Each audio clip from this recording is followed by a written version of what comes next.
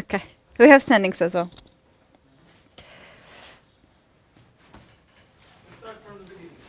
Dobrze. All right. Hello and welcome everybody. My name is Katie Tazalashvili. I'm a woman grandmaster and the host of this event. This is European Club Cup 2021 and the games already started. Today we have rounds 5 to 9 and those are the finals. Today is the final day and let's quickly take a look at the standings.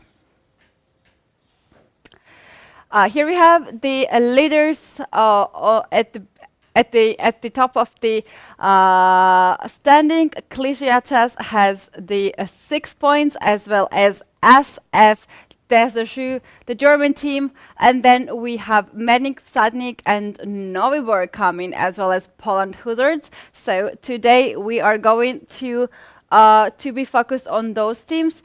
We also have top teams, Alder Yurdu and Lari Kazan, and for NCL in the list. They had a tough day yesterday, but we're hoping we're going to see interesting games today. And you can see female team Monte Carlo, the winner of Women Club Cup, also joined the event with the 9 teams, 9 finalists. So it's time to get now a chessboard and start to analyze the games. And we're starting with the game of Fedoseev and Jan Christoph Duda. You're going to see that in a second. This is the match between Menik Sadnik and Poland Hussards. Menik Sadnik has to win this match if they want to get in top 3. We have the prize fund, 14,000 euros, and top 5 team will get the prizes, money prizes, and of course the titles and medals. There are also some prizes on the boards. Let's take a look at the prize pool. The winner will get 4,000 euros. The second team will get 3,000 euros. Third team will get 2,000 euros, and there are the prizes for the 4th and 5th places, as well as on the individual boards. So let's talk about chess right now. We have Fedoseev with white pieces. And here we have Vanifor, and Duda decided to go in Sicilian. He likes to play Sicilian, as we observed, and Duda is the only player who has the highest performance in this tournament. Yesterday he had 4.5 points out of 3.5 points out of 4. Okay, so we have this Sicilian line, and he goes in neither of systems. That's what we saw yesterday after Queen D3. Yeah, White here decided to play Queen E3 instead of Queen G3. Yesterday, a Dutch player, Van Forest Jordan, played Queen G3 and then sacrificed the pawn on E4. And we had this interesting game. If you want to take a look at the other games, you can visit Chess24 platform and see the games of your favorite chess player. And also you can see the games of overall the tournament. There are PGNs and you can download that one. So in the game, Queen E3 happened. And after E5, knight has now to decide to go on the king side or go on the queen side, and he decided to go on the queen side. And here we have double pawns on B file. Jan Christoph Duda, Polish #1 chess player on the screen. And he goes for D5 immediately. If your opponent allows you to play D5 in Sicilian, we know that we have to go for this. So knight didn't take back the pawn on D5 because of obvious reasons. If knight takes on E5, then queen takes E5, check, and knight is hanging. And that's very good position for white. Instead, Duda goes here, knight G4, attacks the queen, and also defends E5 pawn, Queen F3 and F5. So he's playing really aggressive and seems like very interesting game. According to the clock, according to the time, I I don't know if he's still in his home preparation. He spent 5 minutes. The time control is 15 minutes plus 5 seconds increment for all the players. And at this point, after move 12, yeah, Duda already spent 5 minutes. So f5 was met by h3 and knight went back on f6. As a result, here black sacrificed a pawn and got the very strong pawns in the center. Looks interesting. I have not seen something like this in Sicilian, but looks interesting. Now we are waiting from white side to see how white will develop the pieces. Possible to play bishop c4 just to maintain this bishop, the pawn here in the center. Possible also to play bishop g5 to pin the knight. There are some possibilities, and here Fedoseev goes to the most sharp line, g4, tries to break down the center of Duda. f4 would be really, really comfortable here for white. After bishop g2, those are the squares that white is controlling, and also white has an extra pawn. We have to remember this. Players are gathered in Zoom call with 2 cameras, and they are observed by FIDE arbiters. I don't expect at this stage of the game, at the finals, any accidents, any cases on unfair game. But after the end of this round, arbiters will take a look at every game, and we will know the results the other day. And we see Duda is enjoying his orange juice, probably. That's orange juice. So he just took the pawn on g4. He's not afraid of that. He's not afraid of anything here. He takes the pawn on g4. If white takes this back, then bishop will take. Bishop will attack the queen. And next will be some simple development, castle on the short side, and that looks okay for black. Black's king will be safe, and on the other hand, this king is still in the center. Instead of taking on g4 here, white went for queen g3, targeting e5 pawn. And it is now black to move. I have a feeling like it's only black who's using his time. White still have Fedoseev here, still have 12 minutes on the clock. And here we have bishop d6.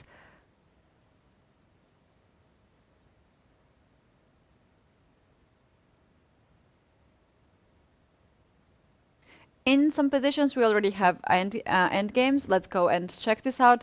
This is the 4th board of the same match. Jacek Tomczak and Andrei Esipenko are playing in the end game. This looks quite interesting position, as Black's Saruk is very active already on the 2nd rank, and king is also an active. But the question is this king in the mating thread? Is g4 next move mate? Yes. So white played here f3 just to control very important e4 square, and also to control g4 square. And now g4 is a move. For example, if black plays some careless move like rook c8, this is gonna be g4 checkmate.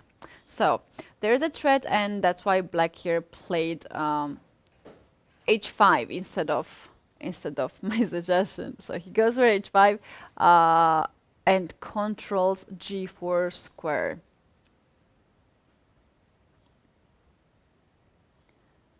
In the end game, it is principle to have active king.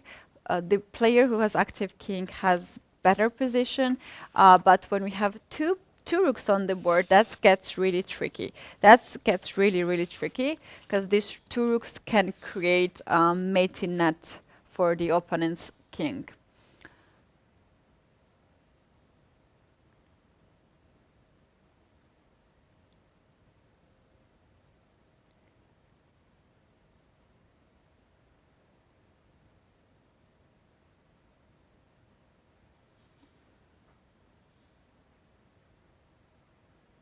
Okay.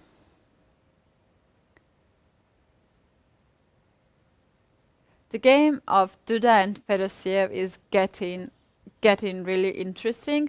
After bishop d6, this is the last time we checked. Here, white goes for bishop g5, pins the knight, and e4, targeting the queen and forcing white to move another queen move. This queen made queen d3, queen e3, queen f3, queen g3 moves. That was too much. So at the beginning it was queen d3, then this queen went to queen e3 to target the e5 pawn, and then it went to queen f3, and then on queen g3, and now we have queen on h4. That's too much moves for this for this lady.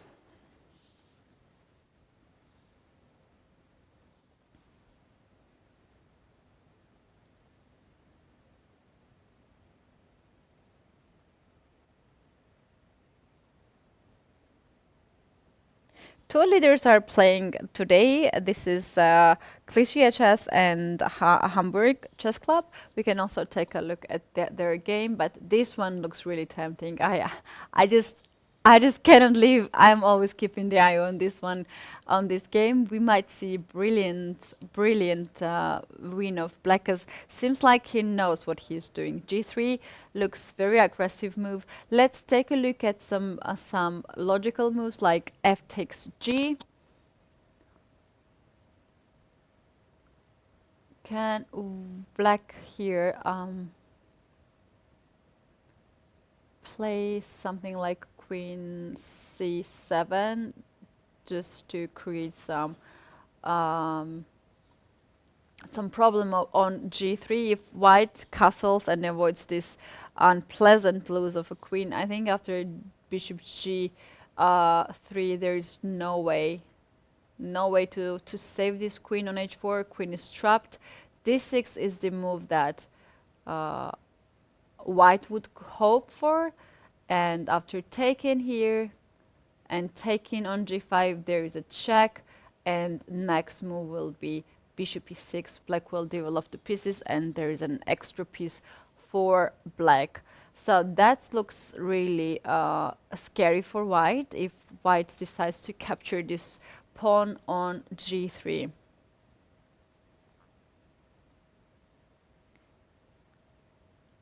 White might just ignore this pawn and just castle here.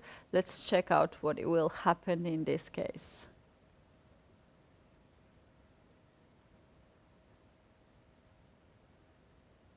Yeah, very interesting position. On the screen you can see Andrei Esipenko, Russian grandmaster who was a hero of many chess players and who beat Magnus Carlsen in classical chess at Tata Steel.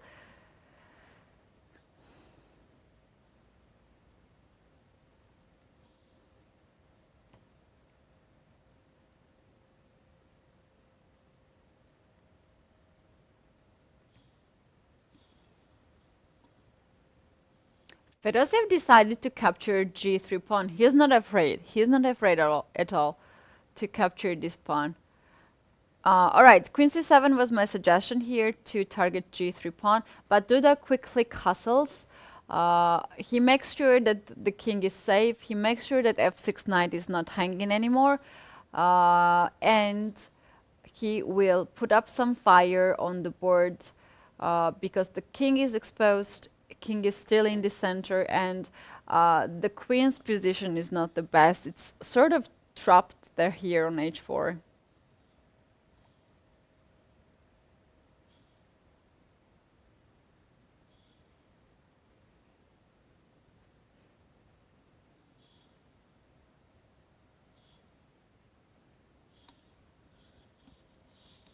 Would be really interesting to check out the video of Vladimir Fedoseev. We might read some information on his face.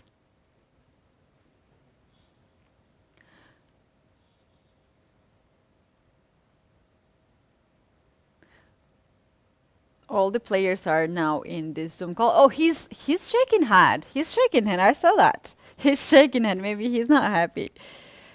Let's keep this video on. Yeah, the visual aspect is very important when you play regular chess tournament and regular chess game. You feel a lot of things from your opponent. You can feel if your opponent is feared, if your opponent feels confident, and so on. And that's a whole process. But now this is different. We're playing online, and you just don't see your opponent, and you don't know how your opponent reacts on your moves. Bishop c4, just developing move, and h6. Now this bishop should decide to leave g5 or just to trade the knight. If he gives the knight, that will be really, really dangerous to give this dark square bishop, because this bishop will be just a monster afterwards. King cannot castle short side. If king castles on the long side, we always have an issue of this queen here. It's sort of trapped, and here black can just develop the pieces and starts to attack on the open c file. Seems like white should keep the bishop on the board. Is it possible? Oh, okay. He trades the bishop. Let's take a look if bishop e3 was a possibility there. Maybe it was the only way to trade. So bishop e3 and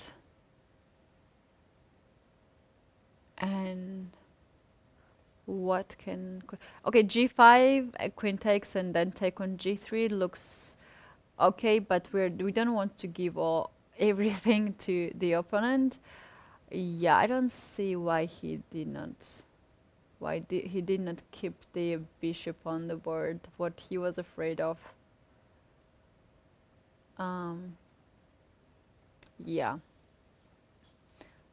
Very possible that some of like queen c7 still creates the problems on the board. So here, instead of this, Fedoseev decided to capture on f6, and after rook takes on f6, he took yet another pawn. He has 2 extra pawns. The position is open. Black has pair of bishop, and against this king here,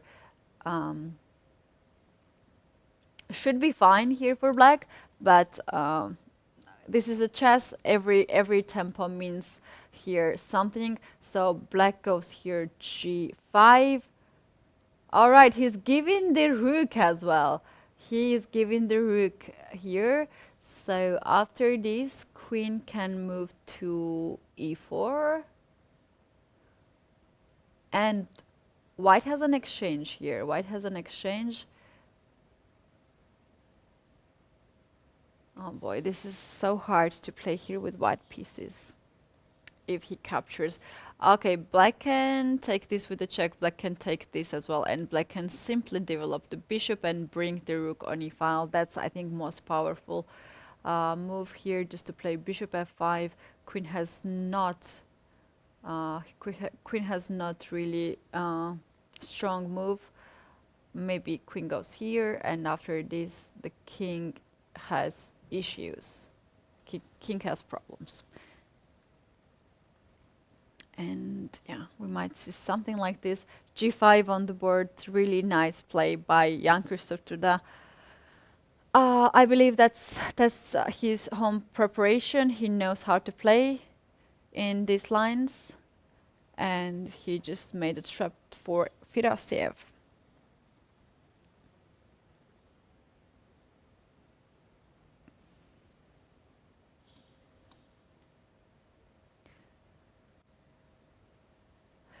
There is a prices for the for each board. So there is a price on for first board, second board, third board, fourth board, and also for fifth board.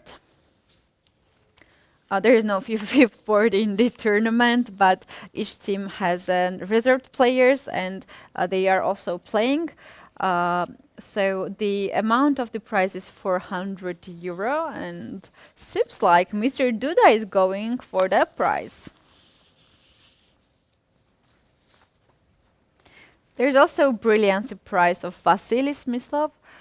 The group of grandmasters are analyzing the games, and they will find the brilliant game out of all the best and nice games. So if you have any your favorite, or if you're if you observe the games and you have your favorite one, you can just mail us, contact us, and suggest us these games, and the group of the grandmasters will take a look. Adrian Mihalchishin, grandmaster, and the coach, famous coach, is the head of the commission, and they have tough task to find a brilliant game in this tournament. Duda is shaking his head. What is wrong with him? What's wrong with him? He has the position that oh, that's what we missed as well. Oh no, he's shaking his head. Oh no, that's so painful. That's so painful. That I missed as well.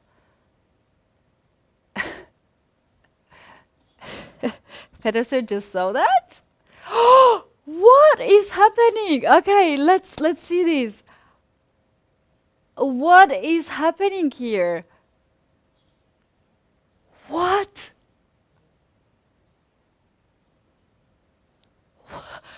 What is happening here? After bishop f5, here we have castle, check, king goes on h2, and bishop g1. You cannot see this often. You cannot see moves like this that often. All right, let's take a look. King takes, queen b6 check, and now black wins the queen. Black wins the queen. This is amazing game. This is amazing game. I would say one of the candidate game for winning the brilliancy prize. So wow, that was brilliant. That was brilliant. And also the reactions of the chess players were really interesting and beautiful. We saw younger Duda shaking his hand. He was so disappointed at the moment when his opponent castled here. I thought he blundered this castle, but seems like he had one more reserved combination, and he went for this beautiful combination where he won a queen, and there's queen for rook. And okay, this 7 pawn is something that black should take into the consideration, but I don't see it that's the big deal for black to get through. Bishop c6 might stop this pawn. Wow, that's brilliant game. That's brilliant game. Meanwhile, the games in this match on the third and fourth boards ended in a draw, and here young Christoph Duda is winning the game.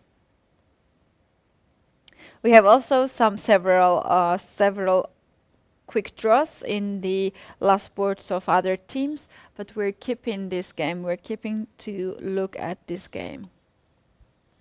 Wow, this is brilliant game. Once again, let's take a look. Let's take a look at the beginning now. I would suggest to take to see that's at the beginning. So that is Najdorf system, queen d3, and here you will see a lot of queen moves. d5, queen goes on f3. g4 was really aggressive move. And queen h4, g3, just simple castle. Knight captures the pawn, and g5. This is so nice move. This is so nice move. I don't know. The question is if that's the move that he came up on the board. I would not be shocked if he came up on the board, but probably he knew the ideas how to play here, and Fedoseev just felt for this. And that's the moment when I blundered castle here, and we saw that young Christoph was also uh, shaking his head, was not happy. But after this, he found this resource of bishop c5, bishop g1. White had no other choice but to capture this bishop on g1, and here we have this position now. Bishop goes on g6, controls e8 square. There's not rook e8 check anymore, and this pawn is hanging. The pawn is hanging. If rook goes on d1, then queen b2 comes with a check, and next will be rook d8, and this pawn will be captured later on, sooner or later. That's going to be, but still the game is in progress. When this pawn is on the board, black should be really careful.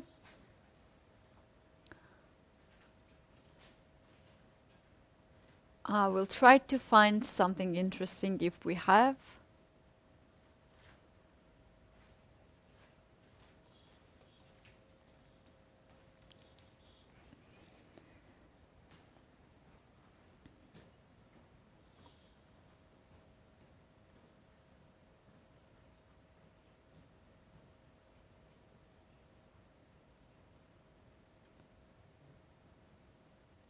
The same match, but the second board is between Moranda Wojciech and Maxim Matlakov. This looks like Benoni structure where black did everything what they have to do. This is a very strong and active rook. Pawn is pushed on c4 already.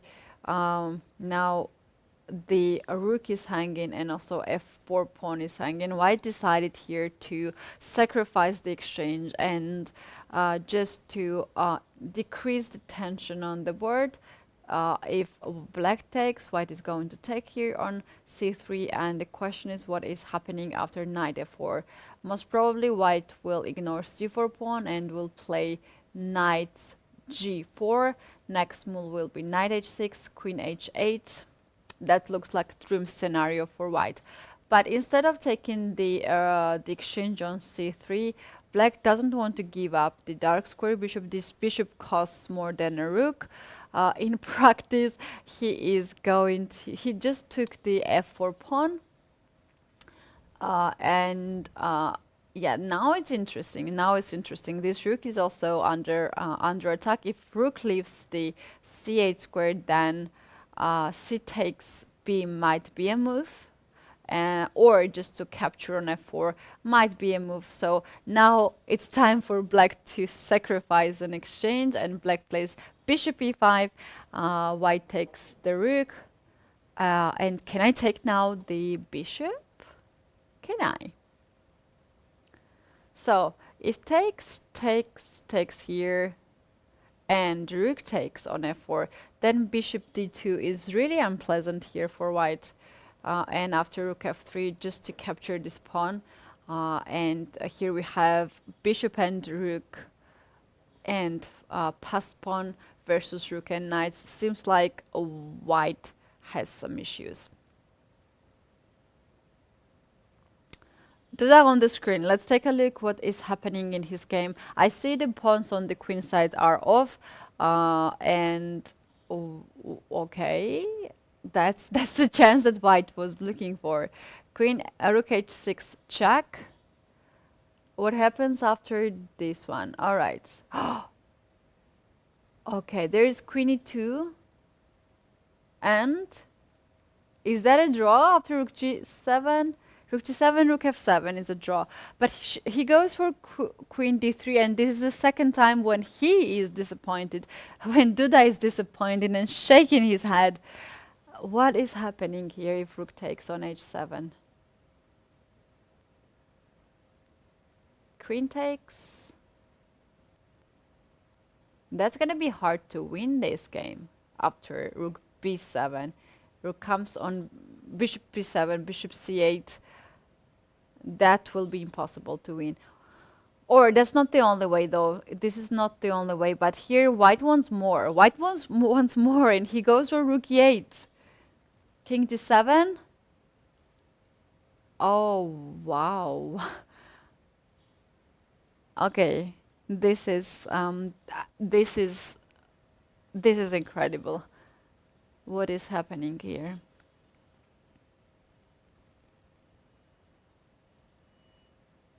Here it is white who is playing for a win.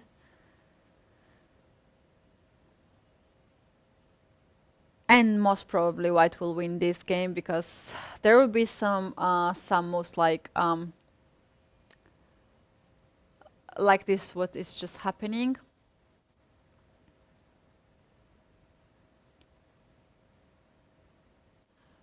If white managed to trade the pair of rook for bishop and the queen, that's of course winning position. There is also light square bishop on the board, which is huge power. Oh boy. After bishop f7, there's bishop d5, losing the bishop. And if king goes on f8, we have rook h8. Oh no. Oh no. And yeah, oh no. It was absolutely winning position for Duda. He managed to do everything to get the material advantage, but we have to see what really happened there. So that's the moment we left. Wow, this is something that I didn't really expect. I left the game, I was sure that black was fine here, but something happened. So after bishop g6, that's the moment we stopped here.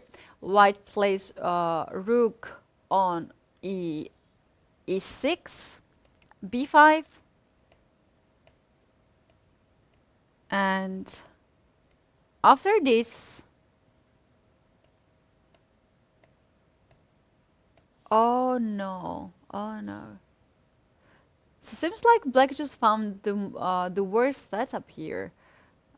Maybe bishop g6 was not the accurate one. Maybe just bishop c6 here instead of bishop g6. And you know what? If you have to capture this pawn and give a bishop for it, just give it. Just give it, because you have also the rook. Yeah, rook c6, bishop c6 here. Maybe that's the move he was considering. Queen, check, and take. Maybe this is the one he was considering here to be draw. Because it's not easy to break here white's position. Although there are some ideas to push b5 at the right moment, not easy to win, of course. So he went for bishop g6 and b5, b5. All right. Not easy task for black. And after rook f6, this happened, and this is just lost. This is just lost. This rook is untouchable because white will queen. If king takes this rook, then rook takes h7, and it's impossible to get rid of d8 queening. And white is winning in this position. Queen cannot take because the queen and trades. Let me show this quickly. Here, queen, and now this is simply winning for white with bishop and two pawns. If black plays here king g8, to avoid rook d8 and queen. Then after rook g8, we have king g8, we have king e7 move, and rook comes here, and it's impossible to queen. That's why here Duda had to take this pawn. And this is losing position. Oh no, oh no. He had perfect tournament. He had perfect score in the first part of the finals, but here we have very unfortunate lose for him. But all right, we have to move on. We have to move on. This is the second board in the same match, and here White has an extra knight for 2 pawns. But those queens and bishops are quite strong here. Bishop e5, check. If White takes on e5, then queen will take on e5 with a check. And this pawn will be dropped, and that's going to be draw. That's going to be draw. Knight is not strong enough to beat all those pawns. It might be a draw. So White goes here, king g2, and after queen b2, maybe there will be some queen f6. Yeah, queen f2 move. Here we have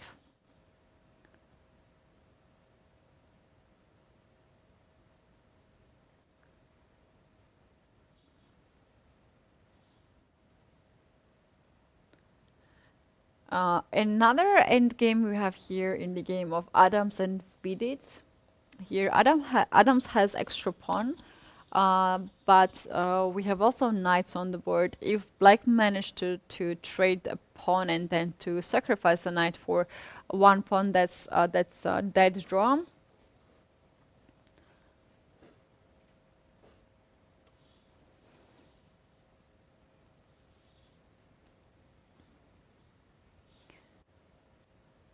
David Navarra is playing against Luke McShane.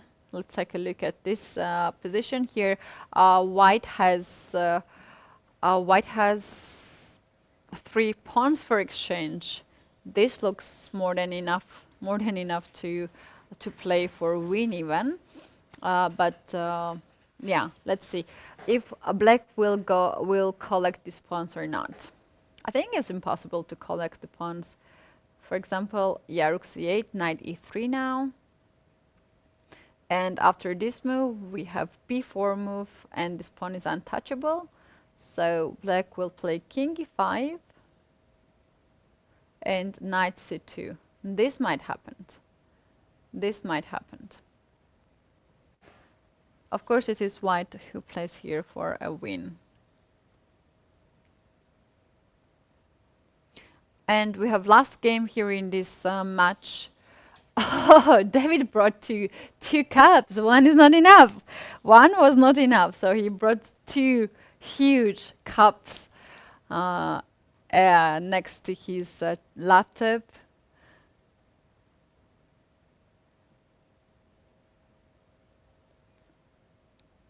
Yes, chess players like to have some snacks or some drinks next to them during the chessboard, and now this tournament is online. They're playing from their homes, and it's more comfortable to just to get the drinks you like to have. And yeah, David is having 2 huge cups. This is nice.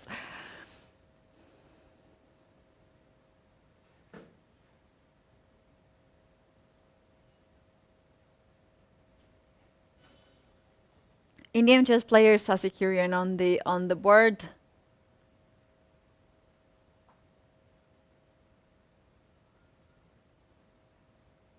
He's still playing. This is the game he's playing here with white pieces. He's very concentrated. This is the opposite color of bishops. We have seen draws. We have seen unfortunate losses as well. So he is very much focused. One of the best Indian chess player on the screen. The most of the games were finished already. We have a couple of games in progress.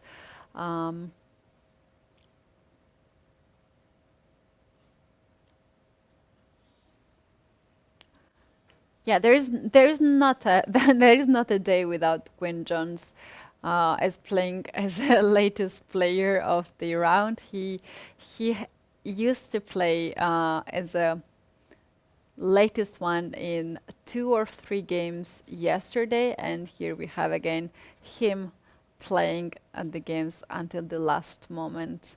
So if black here pushes g4, that looks most natural chance here to win. In this case, white has two options: to take with f or to take with h pawn, and here white has to calculate not to blunder some pawn pushes. For example, here after h takes g, there is h4, and the bishop is unable to control this diagonal. White has to push g4, and after taking on g5, then will be h3. White has to sacrifice the pawn in this game here for win. It's for black, it's winning. So that's why he has to take the pawn with f. And now let's take a look what happened.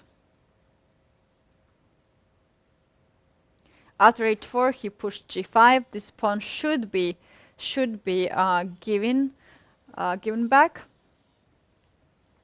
Here, black is thinking to take on g5 or first to push. There's both possible. If black pushes here, white will also push, and after this, bishop has to play this one. Now black has to play this, otherwise g7 will be queen. And rook, bishop f1, seems like white is on time. Or maybe not. Maybe not. No, this is winning position. Okay, I did everything here to win with black pieces. Let's take a look how Sicilian is holding the position.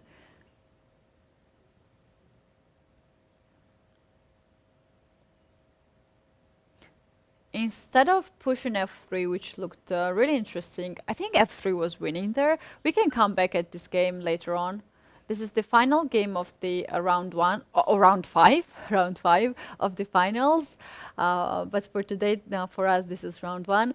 This is the final game, and we have opposite color of bishop. We have seen draws in opposite color of bishop, but you can see that it might be really tricky. It might be really tricky position. So that's where black is thinking right now. It's impossible to push f3 because that's draw. Then bishop will white will sacrifice the bishop for h pawn, and it's a theoretical draw. Black can play this one. If black plays this one, the king has to jump, I don't know, on h1. If that miracle can happen, that's gonna be draw, because the bishop color is the wrong one. What happened in the game? Let me check. They are still playing. The time is running. I will get the board. Running games. So here black managed to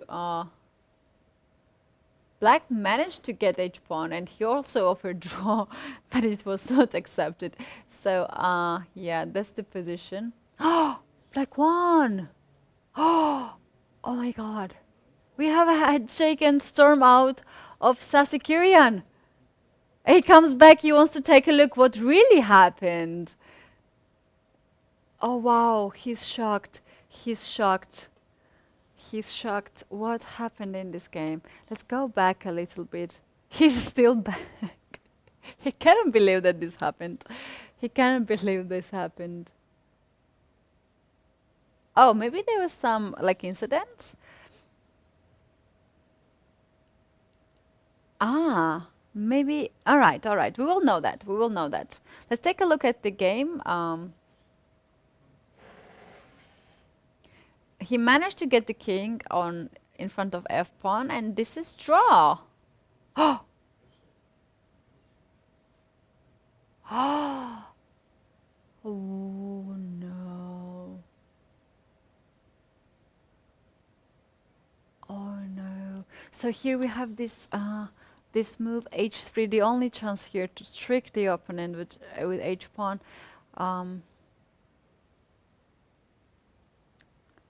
Oh wow! He could just capture this pawn and that's draw. But it was just after. Was it a pre-move? Maybe it was a pre-move.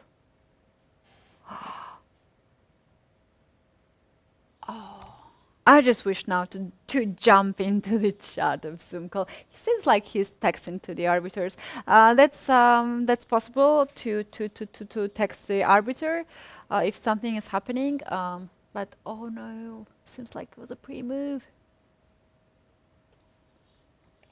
So what happens here if king goes on h2 and then pushes h pawn? That's draw. King here.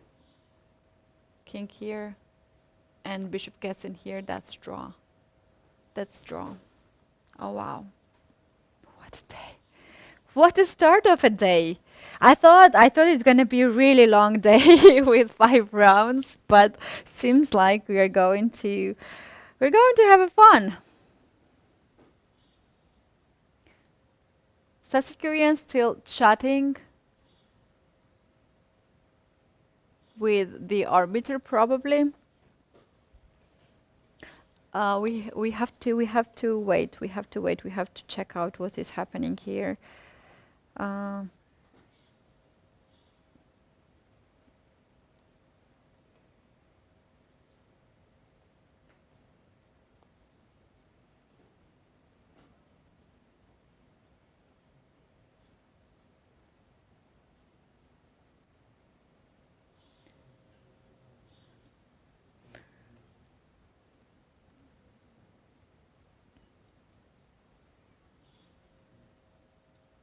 Oh, okay. Okay. So what's happening? Do we have some updates? Maybe not. Maybe nothing will change. Oh wow. Let's take a look at the results meanwhile, and standings as well.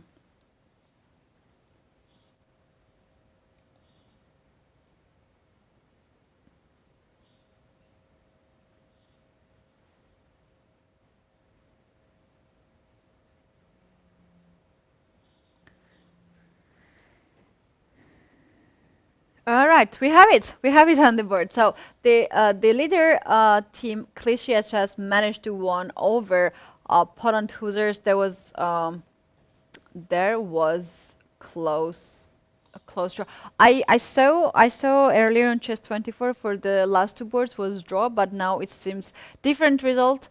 Yeah, it seems different result. Let's get back to the pairing. Let's get back to the results again. Yeah, let's get back to the results. Yeah, okay. So, of the round 5. This is the results of round 4. 6. This is 5, round 5. Okay, yeah, this is round 5. Yeah, this is round 5. So yeah, that's true. Menik Sadnik and Poland Huzard tied the game.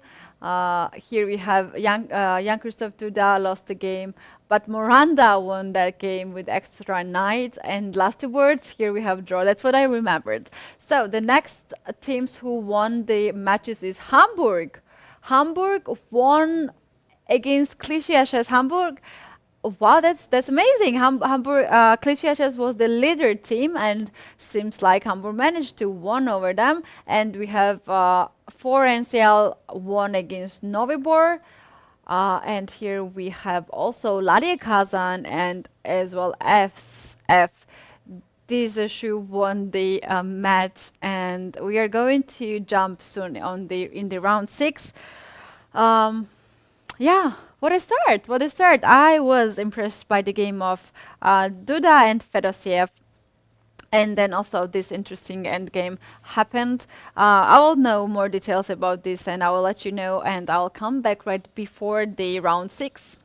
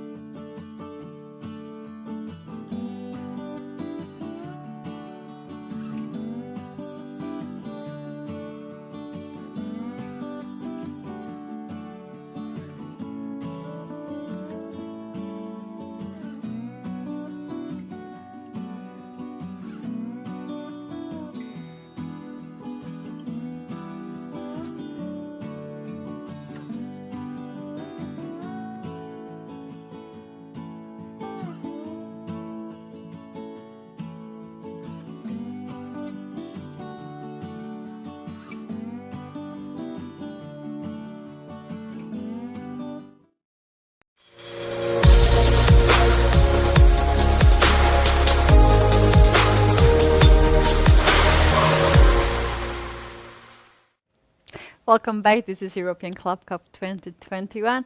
I am Women Master Keti Tazalashvili, and we have finals.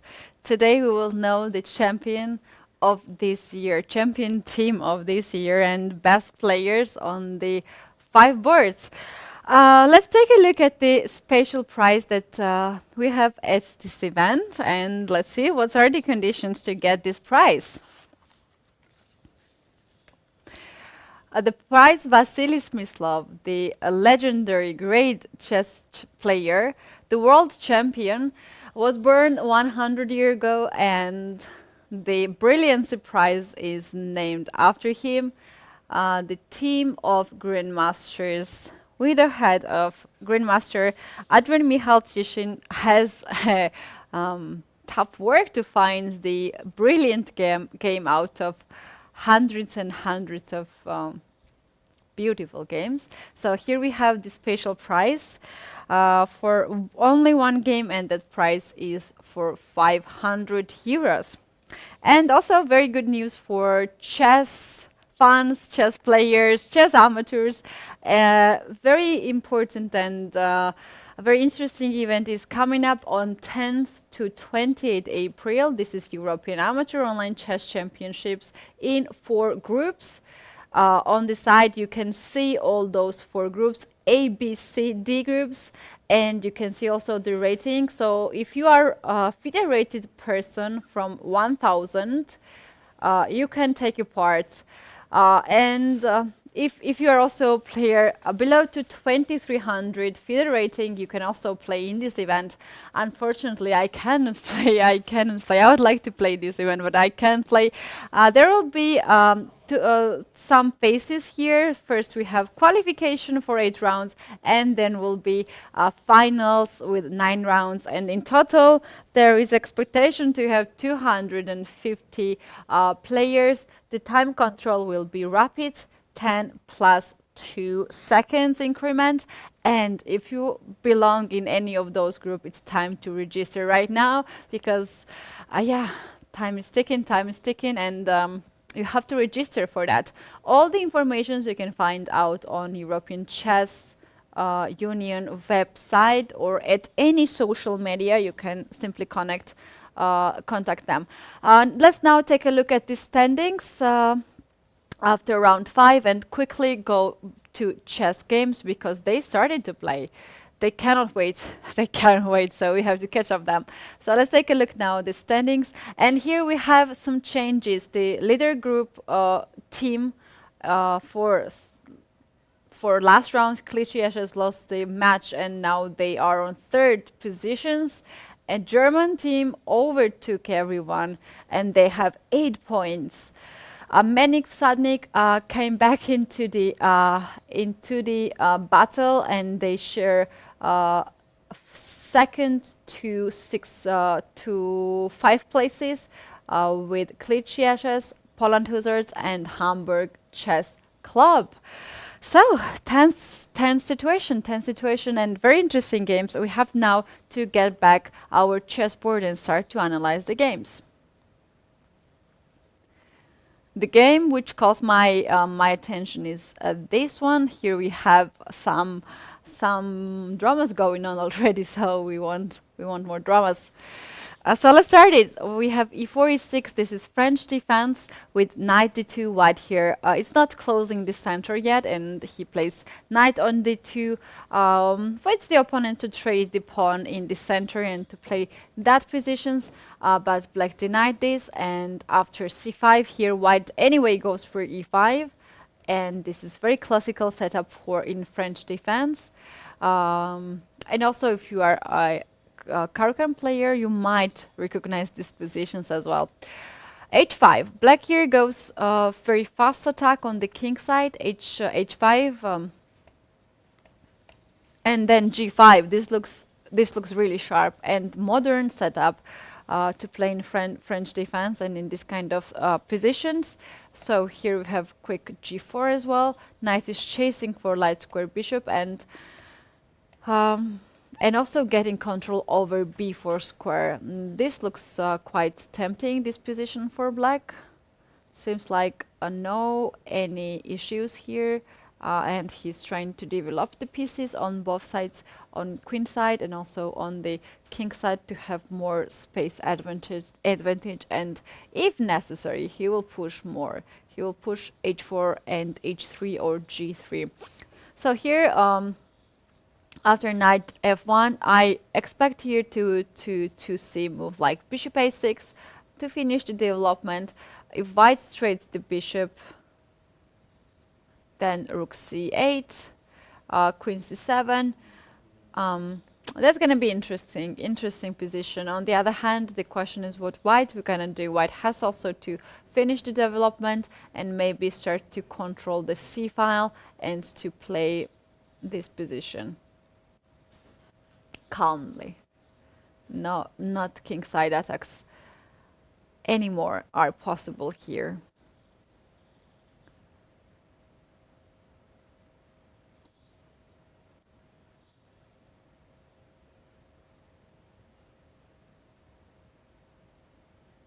Roger Marcus, here we see on the screen, in his studio, as we see.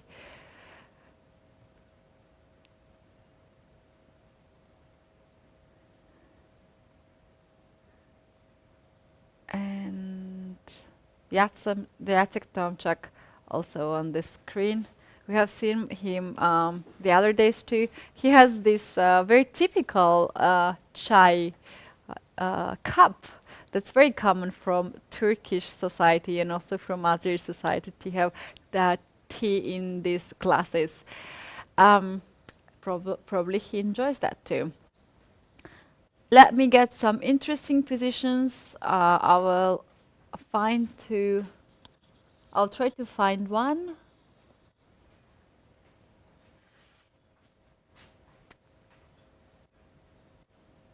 We have not checked out the games of ladies team. We have to take a look at the ladies and check out how they are doing. Let's do this. Alexandra Goryachkina against Niels Grandelius. This is Monte Carlo versus Hamburg Chess Club. Ladies just joined Monte Carlo Chess Club. Just joined the event in the finals, and they are playing really tough games. So what is the situation here? We have the Carlsbad structure in which white plays on the king side with b4, b5, knight c5. There is also an idea to play in the center with f3, 4. On the other hand, black here tries to start the king side attack with some f5, knight f6, knight e4, and so on and so on. Looks like equal position for the moment, but we might see some interesting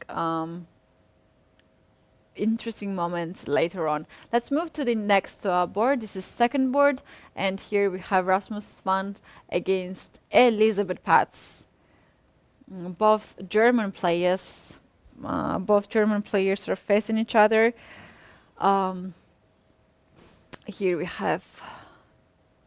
Let's take it from the beginning. Knight f3 was played, knight f6, and g3, g6. This looks like very common online setup. I play this too with white because it's fast. You are not blundering anything. You just develop the pieces, take control over e5 square, and you just play. So here we have g5, very interesting move. Is this pawn hanging now? That's the question. White can play bishop e5, and white can lose that bishop in that case. Let me quickly show that. Bishop e5 looks natural and looks the move which comes to our mind at first, but after f6 this bishop has no legal square, so that's why the bishop will be lost. So here seems like white has not much choices. If white goes for passive move like bishop e3, that after h6 will be followed by f5, f4, and that's very passive position for white. So instead he goes for bishop takes g5, and black captured the d4 pawn. The question is which pawn is is better to be captured. D4 is the central pawn. G5 is the kingside pawn. Yeah, that's the question. That's the question. I would like to capture the central pawn if there's not a danger on the king side. If there's a danger and if there's a king side attack, that will be really, really hard here for black to play in this with this open king. All right, white to move.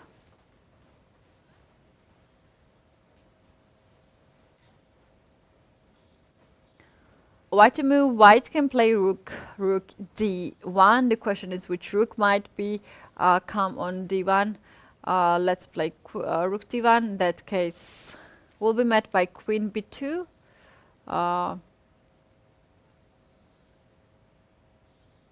And we might have this position. We might have this position. Or maybe white doesn't want to give up b2 pawn. And white might think into to defend that with very passive move, but also possible move. Rook b1. Next will be rook d1.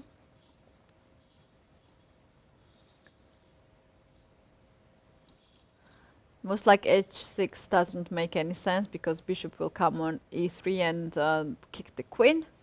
Maybe f5 is the move here to defense e4 weakness, and we might have this kind of scenario. Rook b1 we have on the board. He's not giving up this b2 pawn. B2 pawn seems to be needed one. f5 here we have on the board. They're playing quite fast.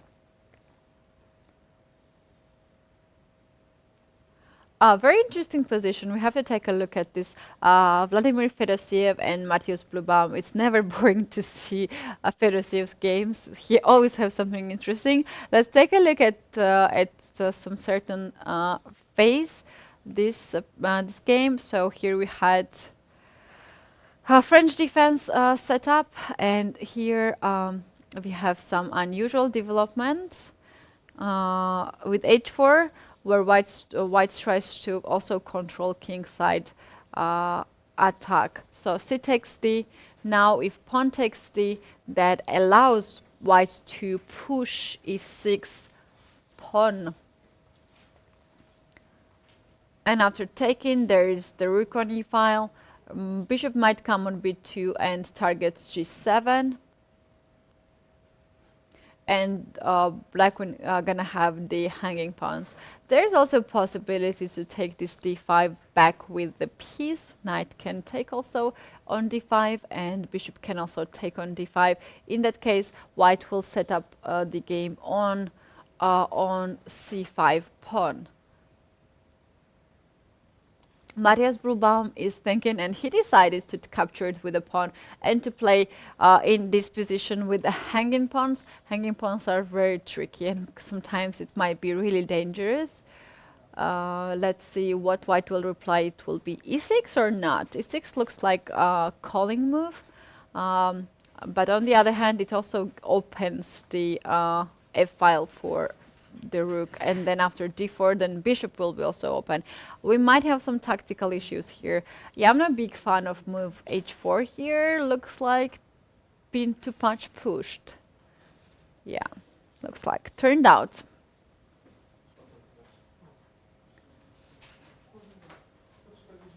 Another interesting position is this one. Where black managed to get this rook on h4 and attack the king side. h2 pawn is now hanging, and if you push h3, then watch out, there might be some sacrifices. Very unpleasant sacrifices. Queen g4 is a next move. Knight has to stop this. And let's get stubborn and let's get this queen anyway to g file.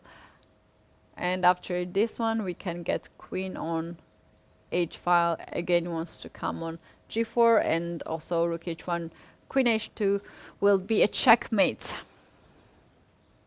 So we have this position currently. Vincent Kmar and Pavel Pontrakov.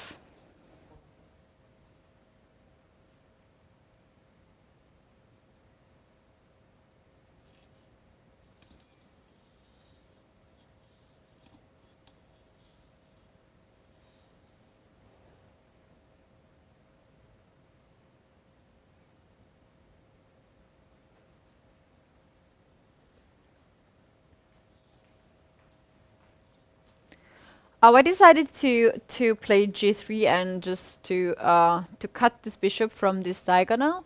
But this one weakens light squares on the king side. G2 H3 square, and also this diagonal if the bishop gets on H1 to A8 diagonal. Now rook is hanging, and let's see what black gonna play.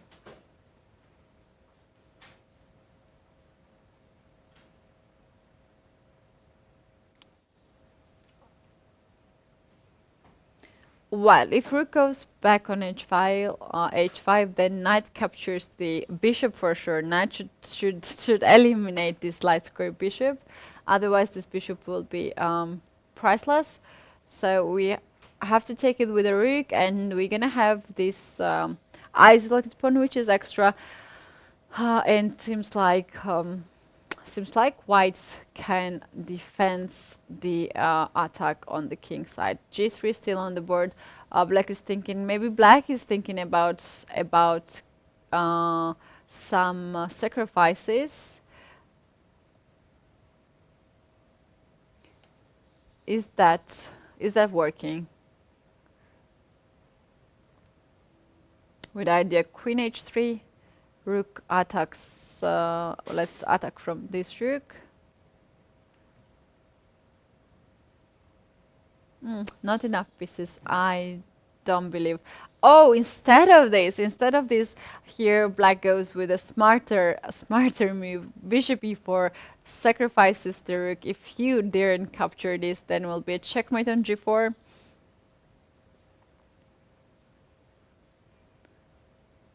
And on the other hand, queen h3 is now a threat. Queen g3 is a threat now. Okay, this is interesting game. We have to keep looking at this game. Is there a way to stop this?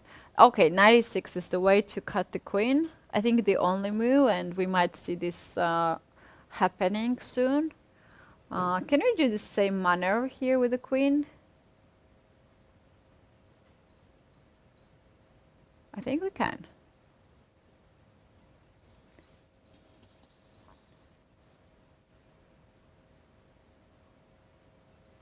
And now capture, check, and bishop might come on g5. That's all right. That's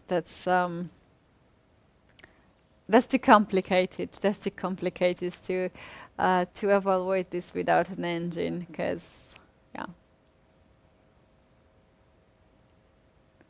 96 is on the board. White stopped the queen coming from d7 to h3, and rook h5 was quickly played. Attacks on d5.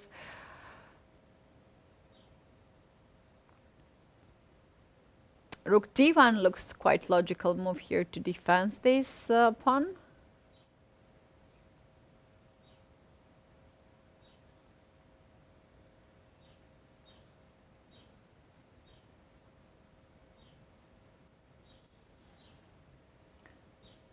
And what's next?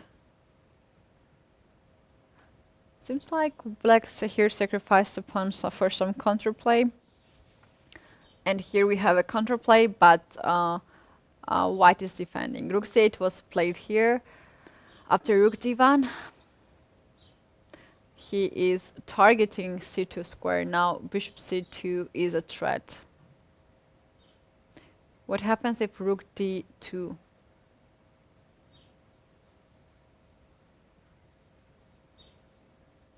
Camera Vincent down to 3 minutes and 50 seconds, and the opponent has more time on the clock, 10 minutes.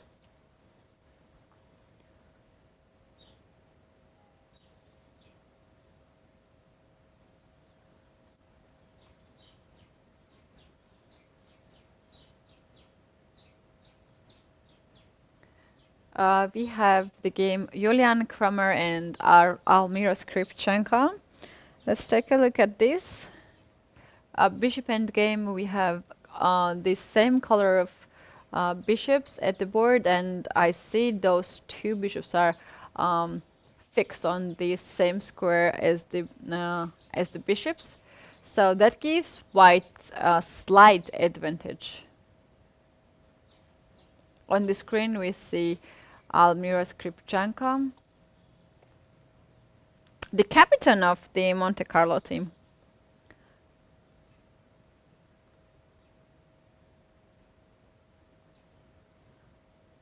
Yeah, white will try here. White will try to annoy the opponent, but the question is if it's enough. If it's enough to win, because here we have the opposition. White king cannot access to the pawns, and this bishop makes some threats. But after g5, everything is well defended here, and then it will be some sort of motives of Zugzwang. Zugzwang is the word that I'm looking to. So if the bishop gets on f6 here, then black will be in Zugzwang. Bishop won't be able to leave the square, and king has to leave the opposition, and that's how king gets into the black's camp. That's actually white's idea. Yeah, white's idea here. But what happens if bishop comes on g3 instead of g5? Is that possible? No, g5 was played. And white quickly goes to this square, I believe to this square, and let's see, the technique here was the white's technique. Bishop e7, bishop f6. Yeah, bishop d2 or bishop e3 makes sense.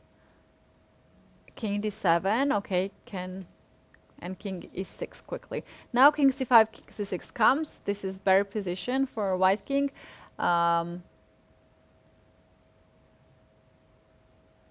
But the question is if it's enough to win. Because there will be another opposition when king is on 6 and king goes on e6, another type of opposition. The players are repeating the moves.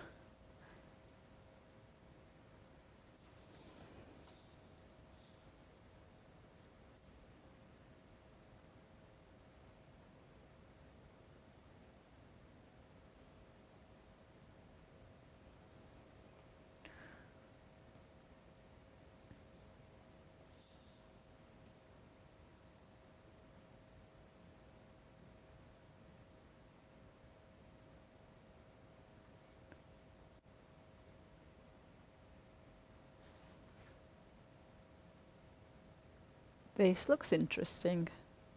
This position looks interesting. Let's take a look at the game of Svan and Pats. What really happened? After rook a b1, that's the last moment, we stopped, and f5. White kicked the queen, pushed c5, get some more space. Ooh, bishop d8. That's beautiful.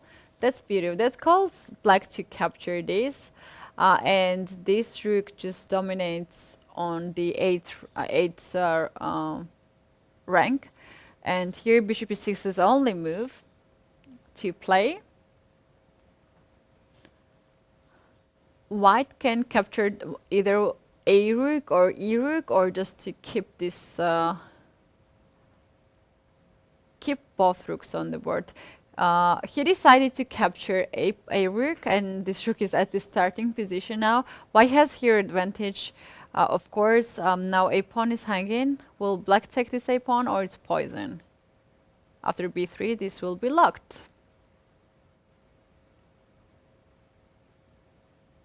Yeah, it will be locked.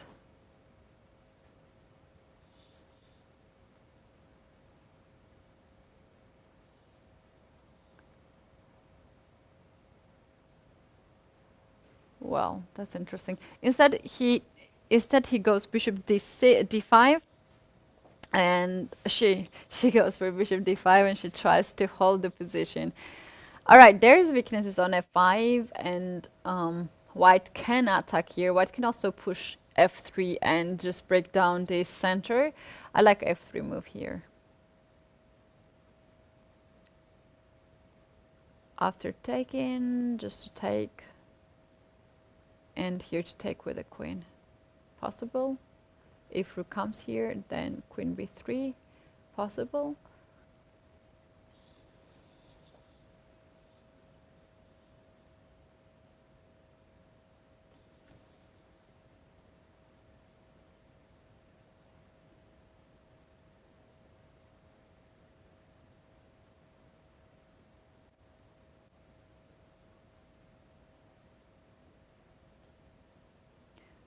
All right.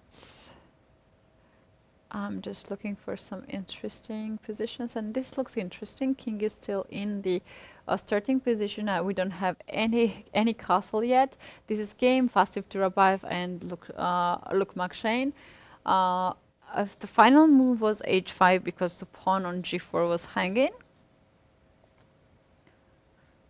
Here, if black managed to play queen e7 and then castle on alongside, that's going to be really good. Castle on the short side is dangerous with this push pawns. But on the other hand, queen e7 and long castle, that's 2 moves, so it's going to take some time. White is on the clock.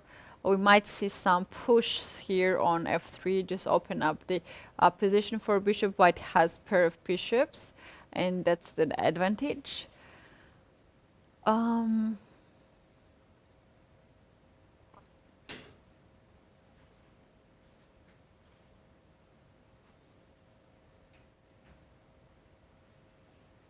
There are some moves like queen c4, but that's anyway was black-sided to play queen e7 to defend this. Yeah, I think that white should play f3 or f4 here. f3. f4 is the same ideas after taking here, just to take, and then to push e4 next move to f4 to control e5 square. That's what we might see here.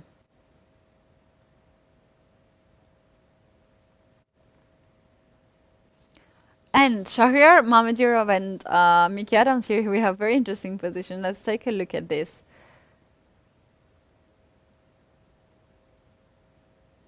We have opposite side of castling, and white is just going to white wanted to checkmate the king on h7. e6. 1 minute on the clock, but winning position as well. So what happens after knight e5? Check.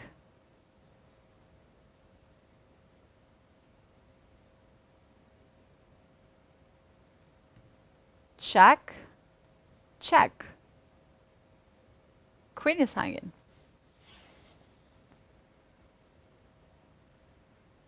e6 is on the board. We might see resignation any moment soon, because seems like it's impossible to defend this. Knight h8 is the worst move here. After this, knight is hanging, and e7 wins also the queen. So here, black resigned after e6. What happened here? Let's take a look. Let's take a look at some from this place. Looked like a normal game. Looked like a normal game where white castles on the long side and the king black castles on the short side, and then something went wrong here for black. White grabbed the light square bishop. Ooh, this is strong. e5. Pawn cannot take because of the pin. There's like too many pins. There is a pin here, and pawn cannot take, and knight cannot take because there is a pin here. So here, black went on h8. Still, pin is on the board. Oh wow! There was a easy win here for Shahriar Mamedyarov. After e6, the game was over.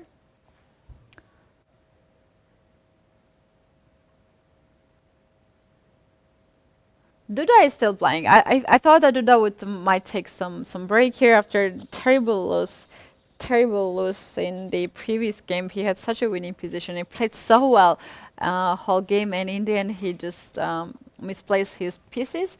He's still playing, and this is the game against Vidit. His opponent is one of the strongest chess players in the world with 2700 rating. In the tournament, I think he's in top. He's the number 6 in this tournament. And in this position we have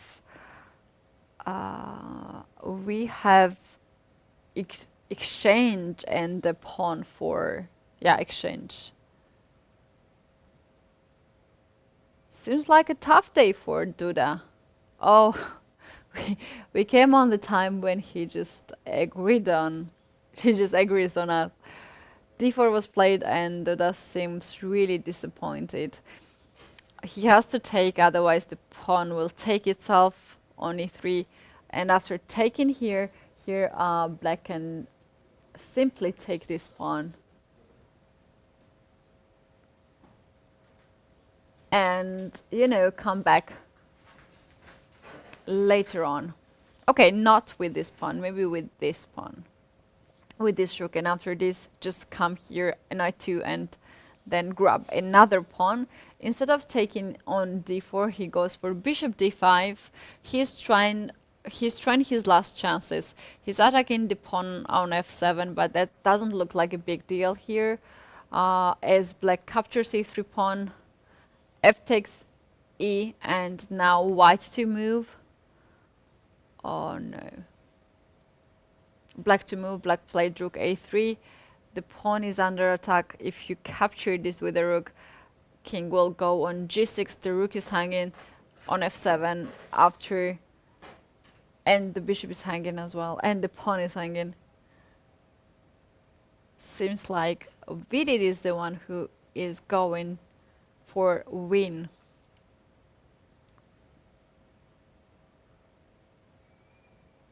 Duda very disappointed. Most probably he sacrificed an exchange. After the end of the game, we might take a look at what happened.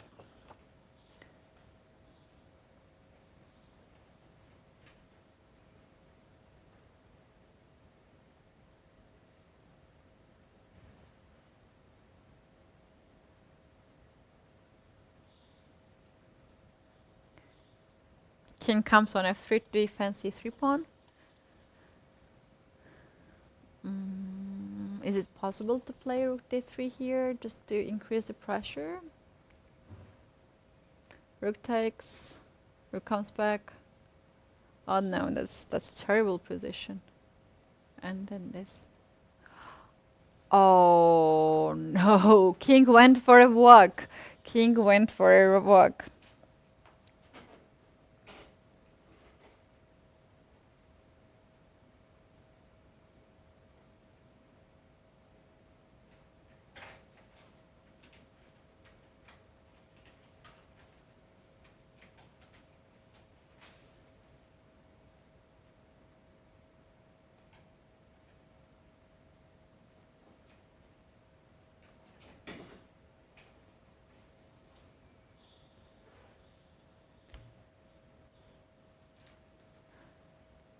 Yeah, white is trying to activate the king and try to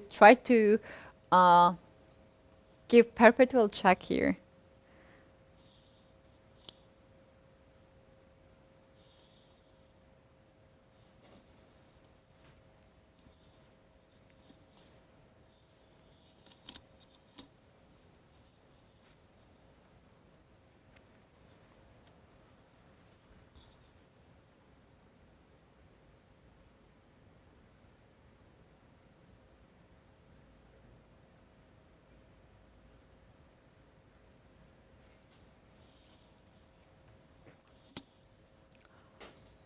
All right. What just happened? What just happened? This looks really nice game. White had a losing position here, no chance, and he started to find the only chance here, only practical chance, and he activated his king, which created some mating threats. Bishop e6, now d8 rook is a checkmate. If you give a check on f1, then bishop comes on f5 with the same ideas. And king cannot really get rid of this place, because after this there is some unpleasant checks. discovery checks. King has to go back in the starting position and might end in a draw. So Vidit had to sacrifice this rook for the bishop, and he has to try the winning plan, or he has to find the winning plan here. So is that winning? I think it's not enough to win after rook g4, rook takes a6. There is also some nasty ideas like king f6 and king g6. We might see that. We might see that. I won't be surprised. Duda back in the game. He knows that. 2 minutes versus 10 seconds. Vidit must be really disappointed. He just allowed the opponent to save the game. He had a winning position earlier, and there was no chances, but seems like he allowed white to activate the king, and king in the center is really strong piece. Just take on a6 now and then take on h6, that's draw. That draw. Or just take on h6 now. Attack this, this is also draw. Duda has 2 minutes. Vidit is off the off the screen. Did he just left? He has 11 seconds. We need the Vidit back to the game.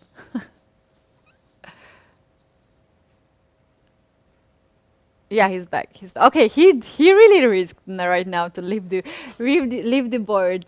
He risked that one. He has 11 seconds, and he left the board. Oh, he seems really disappointed.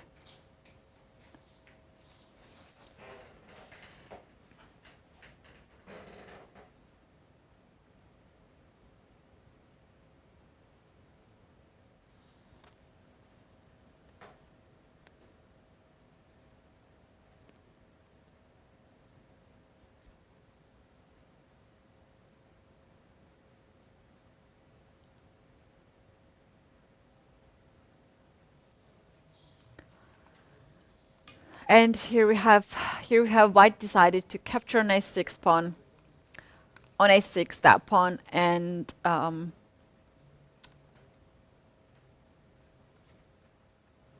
decided to have this active king on g6, and he believes that's also a draw. I would take on h6. I would take on h6 for sure. But all right, Vidit has here some seconds, and he has 2 minutes on the clock. Maybe he even thinking, if something goes wrong, maybe he can even win.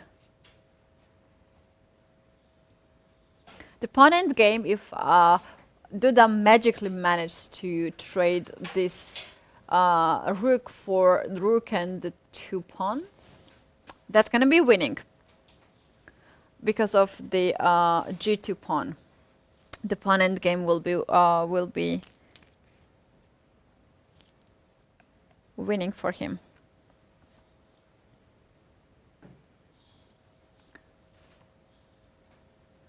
Okay, this is more or less clear. The game will end in a draw. Meanwhile, we can take a look at the other games. This looks interesting. This is the game Monika Soćko and Louis Engels. And here we have black to move. Black just checked the king, and king went on h2. Black is about to queen c pawn back, but white is about to checkmate here on g7. And here we have queen f6. We're going to have queen c2 as well. 2 pawns on the queen side versus a bishop. That should be winning here for black. All right, he's trying to trade the queens. Is this winning? Should be winning. It should be winning with active king. Is it? I don't know. We have this on the board. Let's take a look. It's interesting.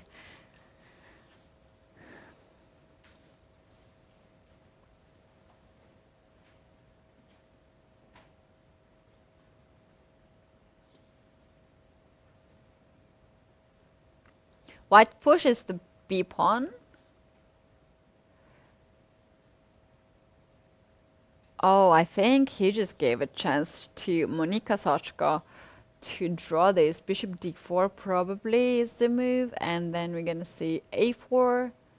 Bishop comes here, and now white will play the king f3. Next move will be h4, h6, and king will come here. We have this kind of position on the board.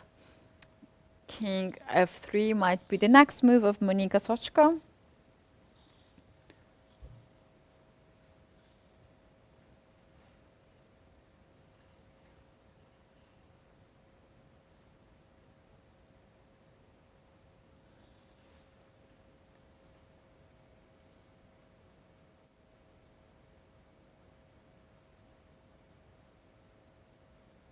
King g3.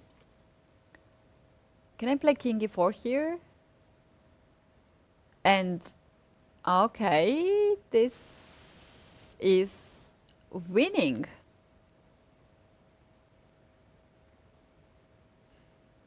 Is it?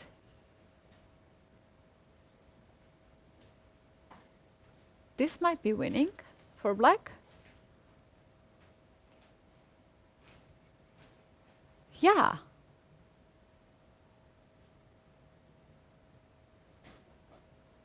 We have this position on the board. There we go. There we go. b6 now.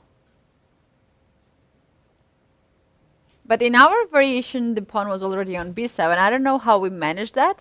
Yeah, okay, we have exactly this position. Let's go. Let's see what happens here. I think that black is winning.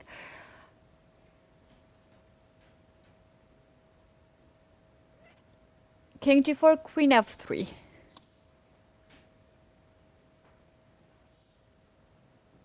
All right, watch out. If you take this pawn, there will be check. Queen comes on h2.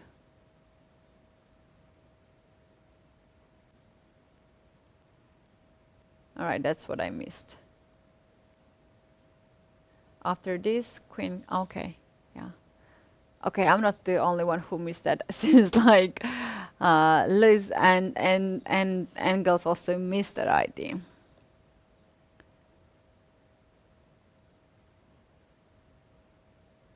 Yeah, that's true. That might be a draw. After queen h5, we have queen h4 check. Now black has to trade the queens. And in that case, king will chase a pawn and the bishop will chase h pawn. And the game is draw. Yeah.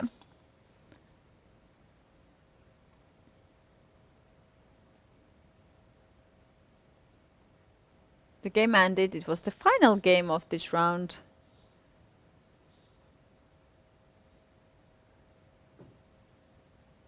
So, hold on. It was the final game of this round. I want to take a look more carefully here. After c2, white played f6. All right.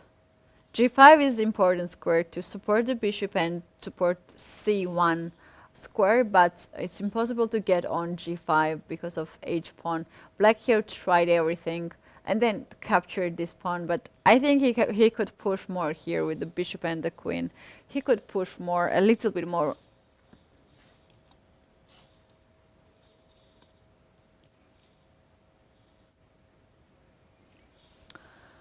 And this is the end of this round. This was round 6. Now let's take a look at the standings if we have some changes. And we will be ready for the round 7 final rounds. 7, 8, and 9 rounds are coming, and things are getting more and more exciting. We don't have it yet. Okay, we don't have it yet. But this is the final round. I think soon we're going to have the updates. Maybe we can take a look at Chess24's 10 results.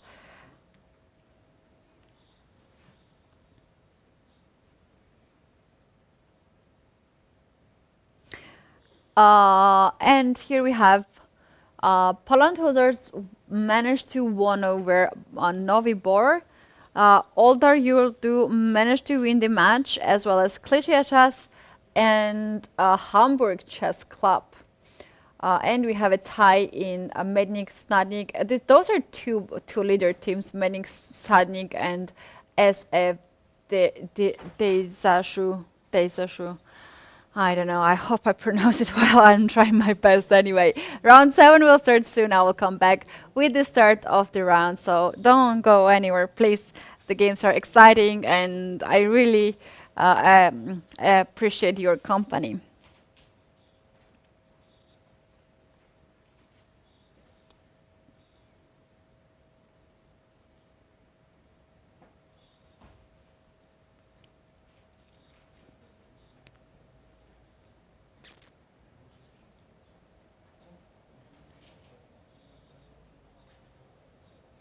Okay, seems like I'm still here. But any second I will leave. Hopefully I will leave this screen and I will come back at the beginning of the round 7.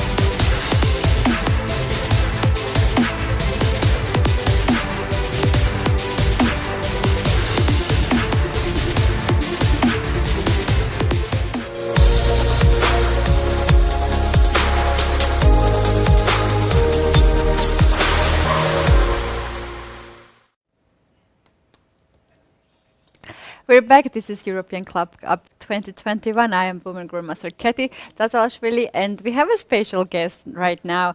And please welcome Mr. Theodor Sorbasoglu, General of ECU. Hello, how are you doing? How are you? Good afternoon, Katie from Thessaloniki. I'm fine, and I'm watching your show and the show of the players, and it's really, I can say, impressive. All right, how is the situation right now? You're observing everything that what we don't see. You are in Zoom calls as well, and you also see the procedures, how what the arbiters are getting through. So far, is everything under control, right? And we don't have any incidents. Actually, no, I'm not involved in the Zooms or the technical work by arbiters. This was happening in our first steps when we need to, I mean, before 1 year when we were starting these events, and we need to get experience, all of us. But step by step, our arbiters and technical staff trained very much. They get a lot of experience. We made special seminars for these online competitions, and today we have an excellent team and excellent persons that running these competitions. In this event, we have Chief Arbiter Jerina Prokopova, but in all our events, another chief arbiter is running this. Behind is, of course, the technical staff in platform, you and the European Chess TV, and that you are also do excellent work. And I can say yes, but of course I'm informed if there is any incident, or I am, let's say, monitoring all this. And I can say that, especially in this event, mostly I enjoy watching the games that are really fantastic games, and you don't catch which game to see. You jump to another, and the players are playing very nice chess, away of any intention to make draws. They're big fighting spirit for their clubs, very top clubs and top players, and they are giving all their efforts to win the game and the match. And I think it's the most spectacular event, at least online, that we ever have organized. Yeah, there was registered more than 90 teams. Did you expect this number of the teams to be registered? Actually, when we make the plan, we were telling that we can accept up to 100 teams. Of course, this was ambitious because also we have set a limit of rating and accept teams with, let's say, average rating less than 2,000. Yeah. But really, I mean, the time was approaching. More and more clubs were joining, and the number became very impressive. And I can tell you that after the end of the registration and after we decided the system, we had 5 more clubs in waiting list if somebody withdrew. And we are sorry that we didn't manage to include them, because we have to protect the system of play in order to be organized smoothly. And we are very satisfied, and we thanks all the clubs, federation, and players that took part in this competition. I think that they are also satisfied with the level of organization and the level of competition. Yeah, that's amazing. There's another event also coming up. This is the event for amateurs. It's from 10th April, and then we're gonna have also hybrids events. Can we talk about those two events as well? Yes, actually, we have 3 events coming. The European Amateur, that it is for players till up to 300 FIDE rating, as it is in the real amateur events. 10 to 28 of April, it will be in 4 different categories. I have to say that in the first category, that is starting from 1,000, of course, also no rated player can play. So it's not exactly 1,000, but 1,000 is the base that they are calculated when they are entering the competition for the starting rank.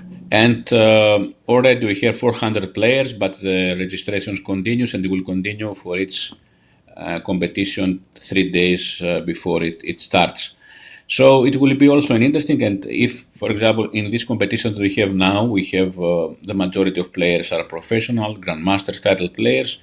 In this competition now, it's for amateur players that they can play. We have prize funds and other prizes, and they can also enjoy this online competition.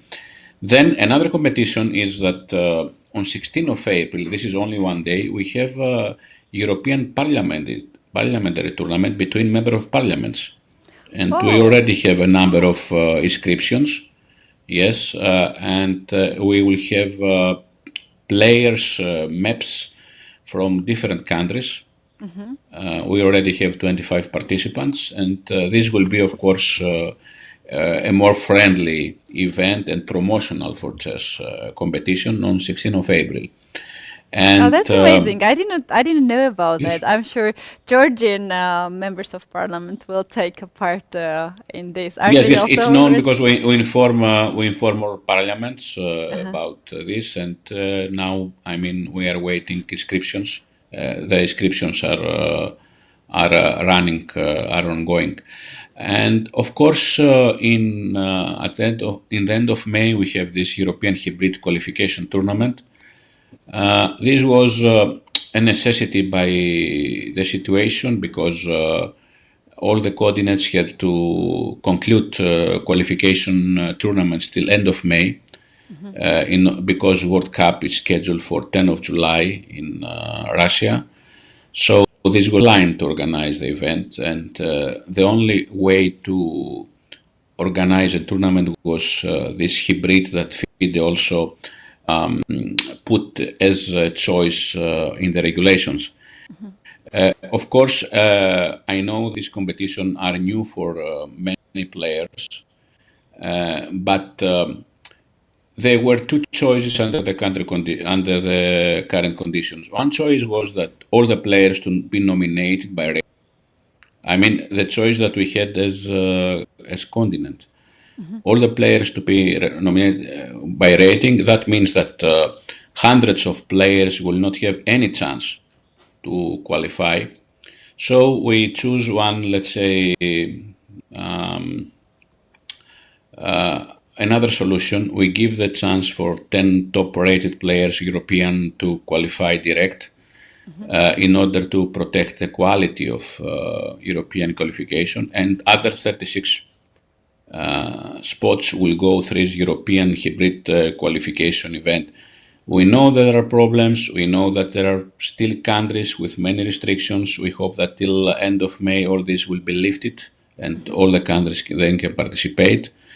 But we are trying to do our best under the conditions and the regulations we have in our hands, and we believe that that last September we organized a very successful hybrid event with 100 players from 60 venues, European youth competition. That it was very successful, and of course in fast time control, 15 minutes. That is more difficult because this hybrid qualification will be in classic time, one round per day. So there is less problems with fast play. We will make all the necessary preparations. We are additional, let's say, technical conditional dedicated servers to this competition, and we hope that we will manage to organize this event as better as is possible. Yes. Yeah, indeed. It's quite challenging time, and unfortunately, as other sports people, chess players also have no tournaments, and it's quite hard for all of us. But I'm personally very thankful to ECU to organize a number of events, and this is not small number. These events are for professional chess players and also for amateurs and other also for children. Shall we talk about this event and also the organizer Monte Carlo? How the idea came to organize the online club cup? The idea came because you know that Monte Carlo Club and Jean-Michel Rapper are a very big supporter of women chess. And in December, we organized together the European Women's Club Cup that was very successful with more than 40.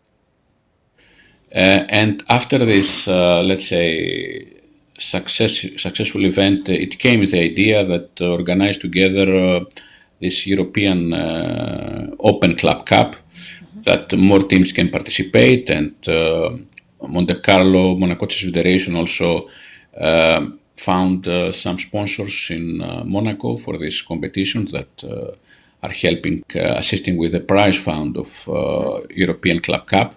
And we started, and really, I mean, today I think that we must be all, let's say, very satisfied with this result, and I think it's important also for players.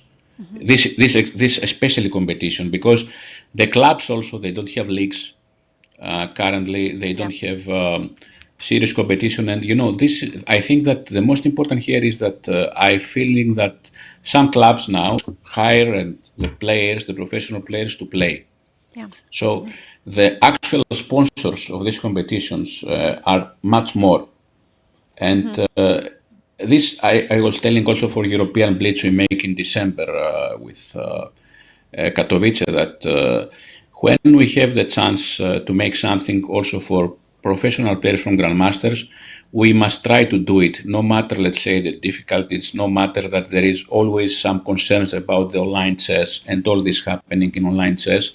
We need to give the chance also to masters and to play and to have prizes or some fees from very clubs, especially this difficult period. Yes, indeed.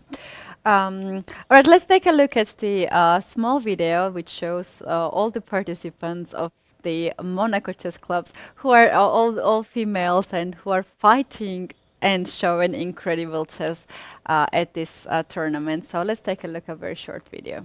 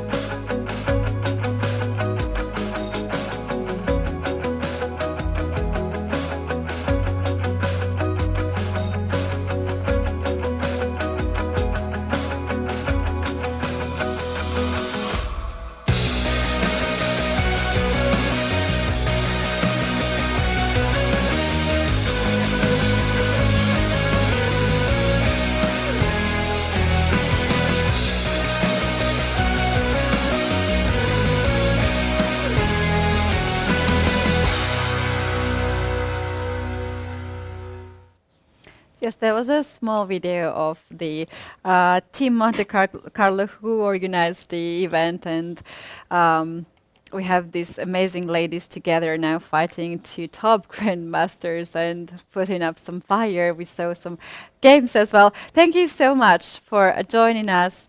This was Theodoros Torbasoglu, the Secretary General of ECU. Katie, yes. Just one thing more before we are closed, because people are, of course, have a lot of this online chess. I want to give them some positive news that soon will be out the invitation for the European Women Championship in Iași, in Romania, 8th of August. We also in August have European Senior Team Championships for our seniors. And Jean-Michel Rapper and Monte Carlo Chess Club also, among others competitions, they are preparing also in October the European Women's Club Cup over the board. So we hope that very soon we will meet and over the board with the first competitions in European Championship in August. Yes, yes. I hope so. I hope so. Thank you so much. Thank you so much for Bye. joining us and Once giving again. us so interesting information. And I hope that we're gonna play over the board chess tournament soon, and we will start to compete chess over the board and travel again and meet our chess friends. There was the video from Monte Carlo, which we visited last year for several events organized by European Chess Union, and there was an event, a Golden Pawn Chess Award ceremony, which was just a beautiful event and amazing event, and we hope that that's gonna happen soon. Again, the game started of the 7th round, and it's time now to take a look at the games. All right, we have here our magical board, our virtual board. On the screen, I don't see Duda playing. Why? He's playing, but I don't see his game here. Let's go to the second board. This is the match between leader German team SF Deseschu and Poland Huzards. Here we have a very interesting endgame where Black has an double pawns on the king side and little bit passive bishop, which is stuck here on b7 to defend the pawn. That's a small edge that White is here trying to use and win the game. Meanwhile, we can move to the next board. This is board 4. And here we have a very interesting position. White already has this knight, very active knight on e5. It's active, but it's under also some pressure with f6 right now. If it's black to move, black would play f6 and try to win this knight. So White has to find a proper defense here. That might be a3 pawn. Here, if knight goes back on c6, then White can trade. If knight goes on a6 here, is there a move like a4 with idea of bishop a3 if knight comes back? That's going to be interesting position indeed. Or without all this a4, it's just possible to play here h3 and after f6 to play knight g4. And knight h2 is safe. I don't know if it's enough, but it's at least safer here. So this is quite a challenge here for White to find the proper way for the knight. That's interesting how we got in here. Let's start it from the first move. Knight f3 was played, d5, and here we have e3 move. It's not very ambitious move, but it's just some developing ideas. Now Black managed to push e5 here and trying to control the center. And after some changes, White got the dark square bishop. Seems like okay here for White, but the after 96 here there is a question of the knight, where the knight really goes. So with the black pieces here, with the white pieces here, Pavel Teslav, you can see this Polish chess player on the board. He is an international master, quite young international master, playing right now against already grandmaster from Germany, Vincent Keimer. We have seen Vincent in many tournaments, and we have seen him shining at several events and achieved his grandmaster title. All right, we can move to the next games, and I will take a quick look if there is something something interesting going on.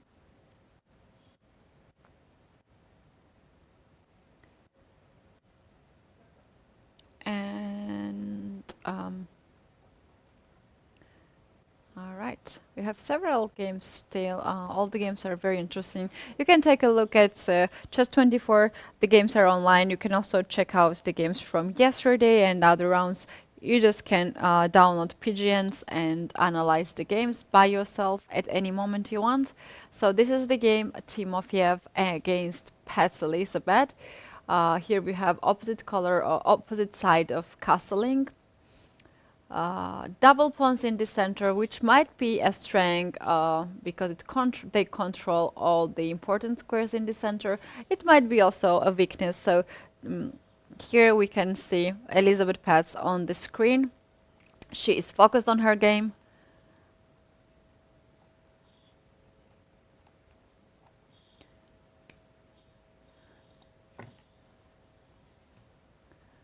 It is her time to play. The final move which white played was knight e3. Black looks okay in this position. It's not something very dramatic here for black. Can be played rook f8 with either to jump knight d3, attack f2 pawn. Knight d3 we have on the board. White quickly played rook d1. There's not other better square than this d1. So here the question is if Elizabeth keeps this knight on the board and plays knight f4, or maybe he can also trade this knight for the bishop and to try this endgame. No, she's keeping the knight on the board. She needs all these pieces to start the attack on the king side. Her next move is bishop c5, and she wants to play queen f7, queen g6, most probably to start annoy the king.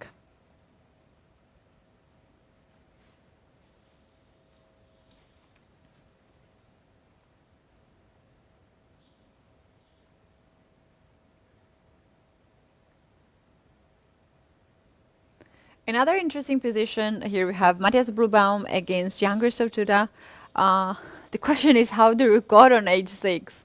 Let's take a look at the beginning. So it was 1d4, knight f6. And here we have quite standard position, which transposed to queen's gambit sort of positions. Here black lost the right to castle after queen e4 check. He goes for king f8, and he's going to do artificial castling. Knight c5. All right.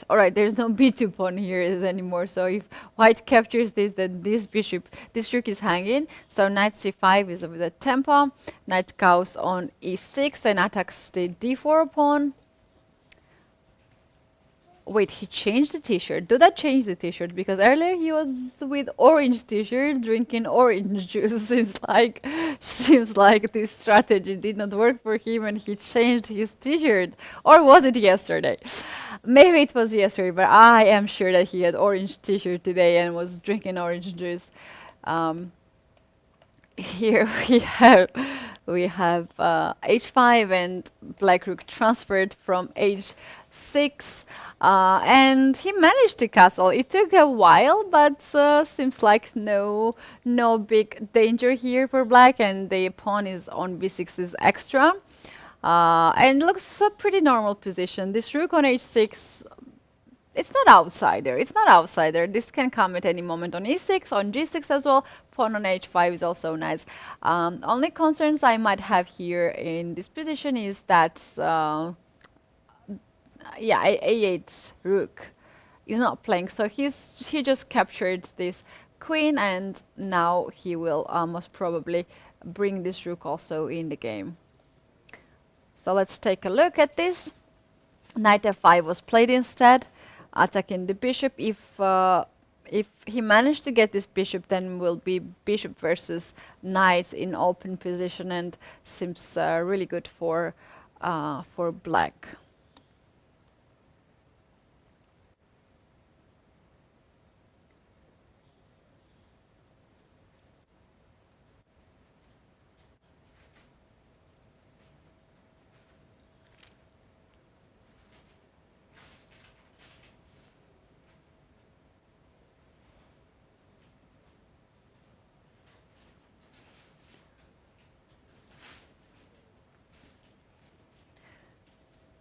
Back to the game, Pavel Teslov and Vincent Kmar here. Let's see how white saved the knight.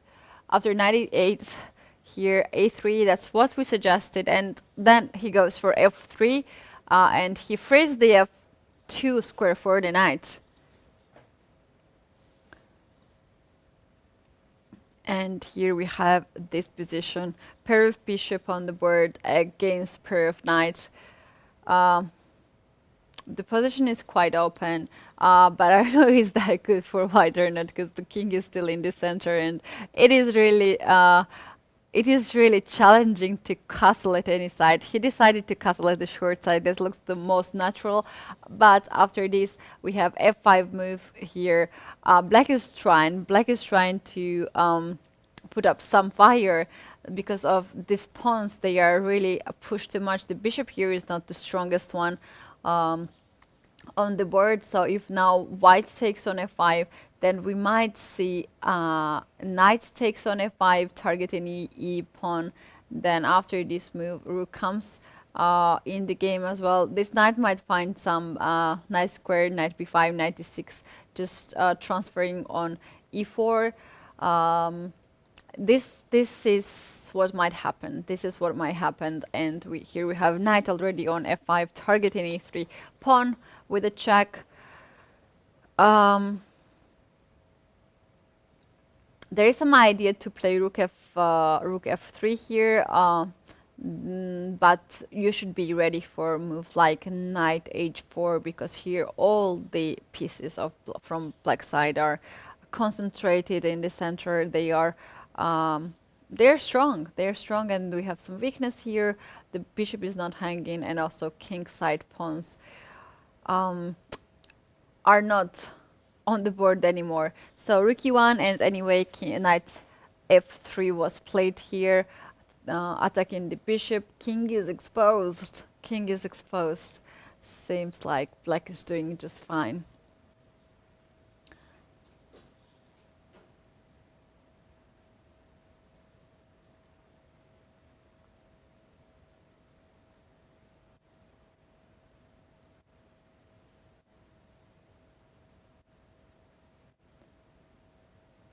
Okay. Duda and Bluebaum. Here we have some sort of changes, and we only have rooks on the board. Black still has an extra pawn. On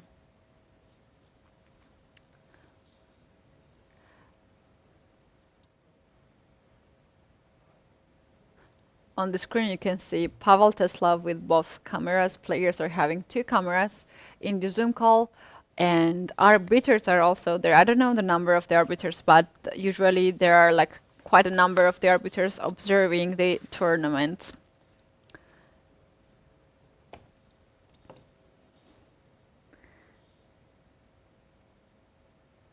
He tries to be focused on his game. Has really tough position.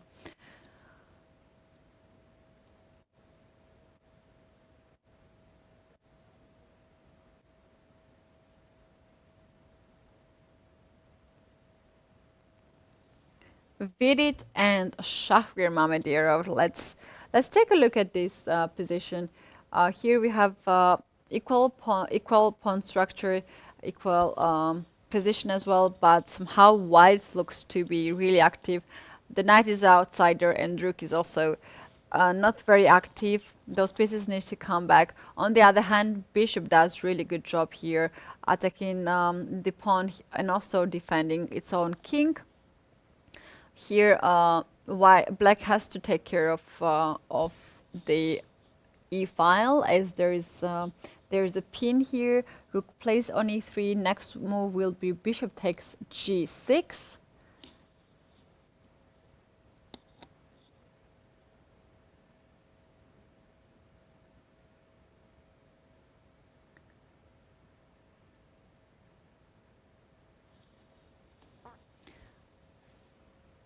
Queen should move. Queen should move somewhere. There is a move like rook c7, creating some danger here on the first rank. There's also queen c7. queen c7. Oh no, there's no queen c7 because this is hanging, and queen after queen c1, there's rook e1, and then black cannot really create anything. Okay, okay. So here, Shahriar Mamedyarov goes bishop takes b2. He just ignores this fact that the bishop from e4 might open really badly. And on the screen you can see Shahriar Mamedyarov with his microphone and gaming chair. He just started to stream on Twitch and on YouTube as well some days ago. And when at the starting of the tournament, at the qualification stage, I saw him doing some streams.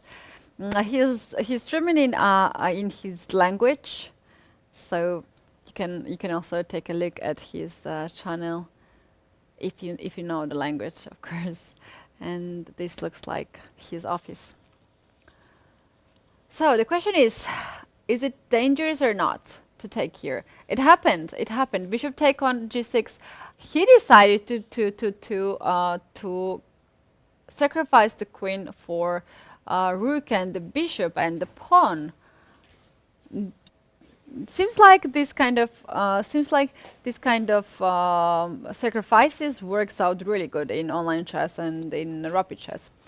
Also, Vidit here on with his lightning. He's also streaming. So we see many chess players. We see many chess players starting streaming. Even top chess players, not only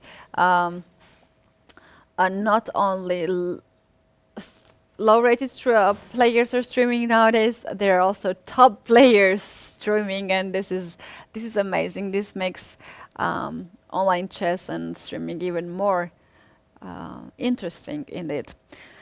So he decided to sacrifice. I think that's most practical decision here. Vidit has 2 minutes on the clock. Shahriar has 6 minutes. He is using his time. Wait, is there a rook e1 here? Check. Is it black to move? No, it was white to move. I don't receive the game's moves on time. Let me update here. So there was a mating thread. It went to g3, and then after knight d7, he played queen c4. This is nice place for the queen, targeting f7, g6 pawn. Now g6 is hanging, also stopping this pawn going forward. Black has to play here probably king g7 to avoid rook g6. If white managed to get this rook pawn on g6, then it will weaken the king side of black, and we might see some checkmate for black's king. And after king g7, here what's Vidit's idea?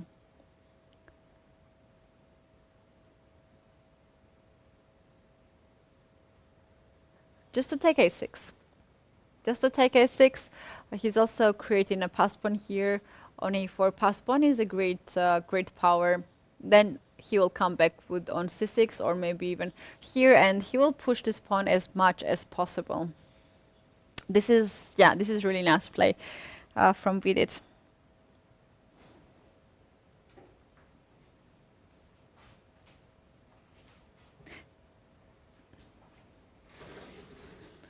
After starting this 7th round, we don't have any game ended. Still, all the games are in progress. We see lots of tension on each board.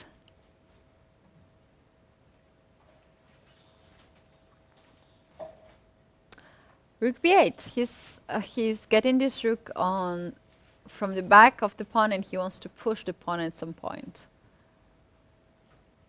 Shahriar is dangerous chess player. He has this tactical vision and very good calculating skills.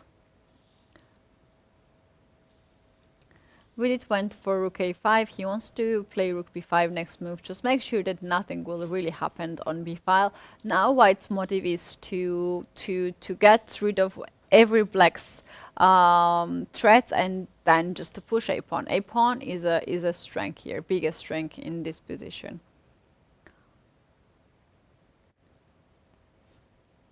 In the game of David Navara and Nijat Abbasov here, we have really funny position. Too many pawns are on e file, and let's take a look what is really happening. Knight d3.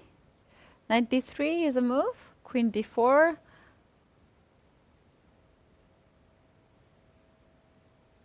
And capture on a6.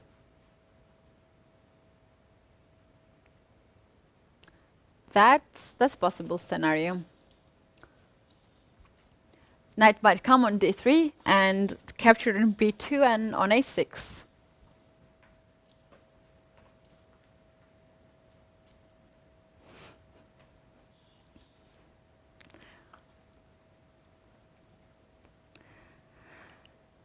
But black is still thinking. He has more than 1 minute on the clock, and David Navara has 3 minutes.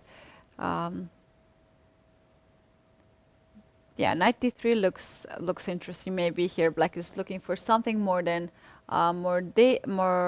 this. In the game of Gwen Jones and Bassam Amin, we have here the endgame, the same color bishop. And white king is very active. White king is very active. We know that in the endgame, king should be active. And here we have double pawns for G for white, and then on C for black. Let me think a little bit if it's possible to get through here with white. It's white to move. The first move which comes to my mind is G5, but this is the pawn which we should take a consideration. It's hanging. So after this, if you take, I can take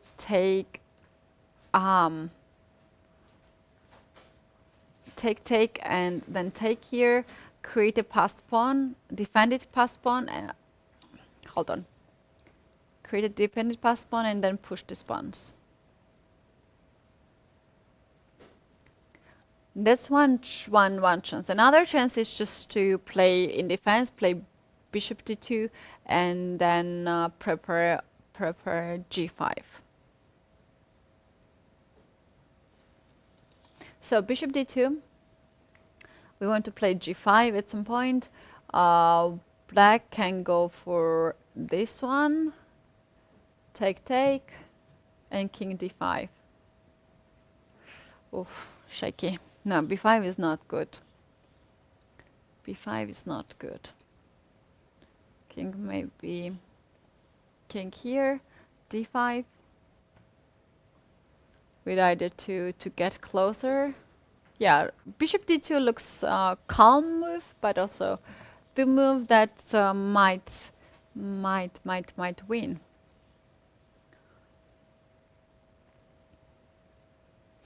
G5, let's take a look at this again. G5, bishop takes. There's f6 move as well. Intermediate move after taking, just to have passed pawn here.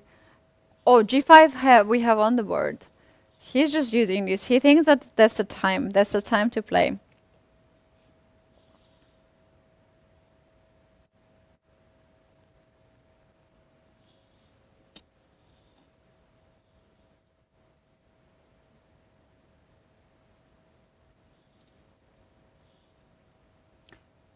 Black takes bishop c3, and here we have this position on the board, where white has connected pass pawns on f and g file, and black might have also connected pass pawns if he plays b5. Now we are waiting here from black to play. He has seconds on the clock.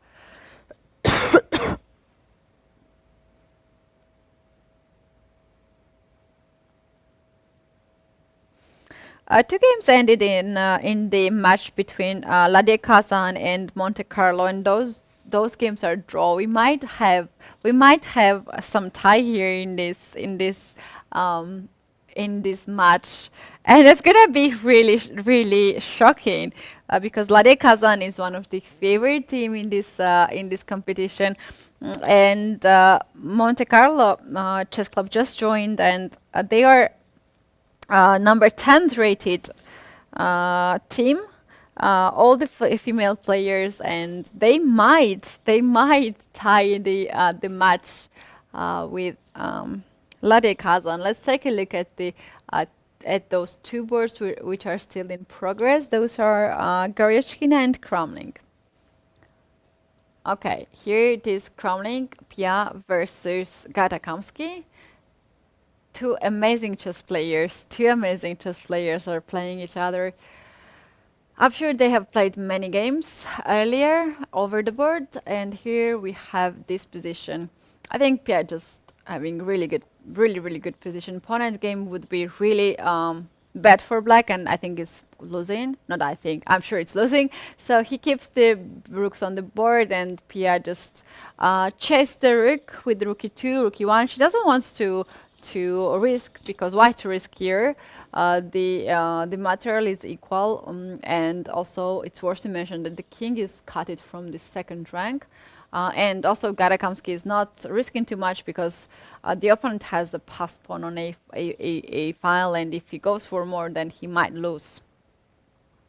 Why not rook b3 here, though? Draw by repetition, third draw, and now we have one more game in the progress. We have quickly get in there and take a look. Artemiev and Goryachkina. On the way. Please don't finish yet. Okay, got it. So if this game ends in a draw, then Monte Carlo will manage to tie the match with Lade Kazan. Let's take a look. Oh no, that's an extra knight on the board. And oh, there's a resignation.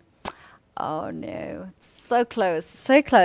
But what I observed so far, Monte Carlo Monaco team loses the matches with a minimum result, 2.5 to 1.5. I have not seen some crazy numbers like 4-0 or 3-1. I have seen 2.5 to 1.5.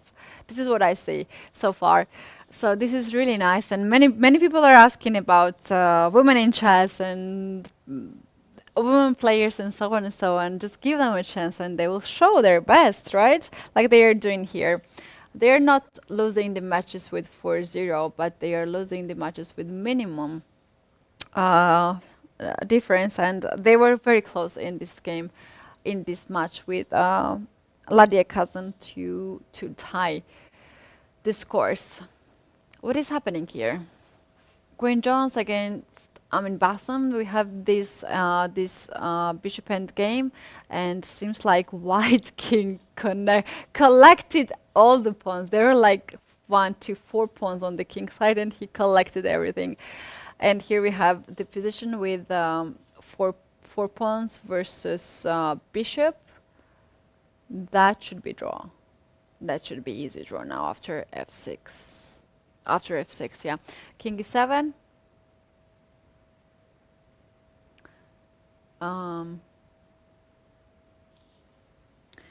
And yeah, king will capture f1, then bishop will control the pawn, and black king will just take a look at this pawn not to go forward. That's gonna end in a draw.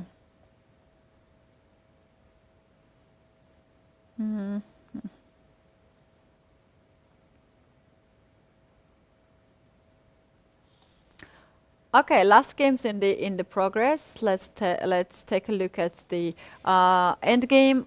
Bishop versus knight. Bishop versus knight. That's always a question of which one is better. And in this case, I believe the knight is much better because the pawn is just blocked in here in the black's territory, and knight can be really tricky now. f4 might be pushed.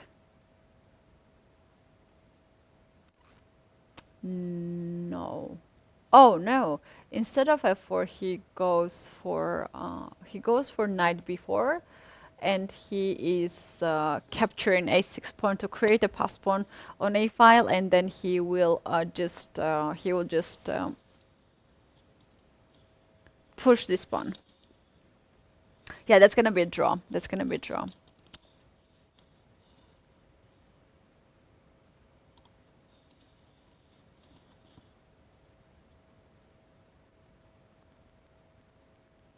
This is interesting position. Parham against Luke McShane.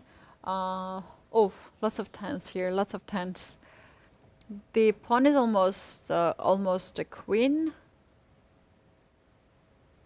But knight is here blocking its own pawn. Bishop d5 check. Knight will jump now somewhere. Knight g7 maybe.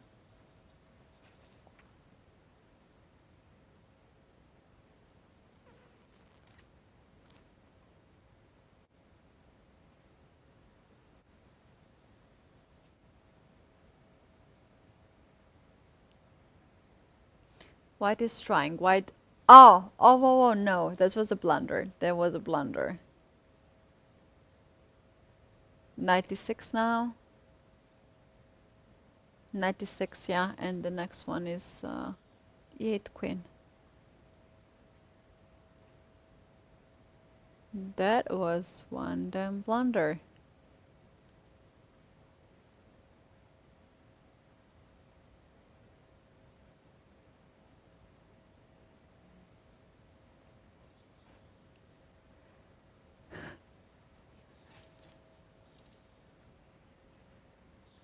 All right, the game ended in a victory of white here, and the one last game in the progress.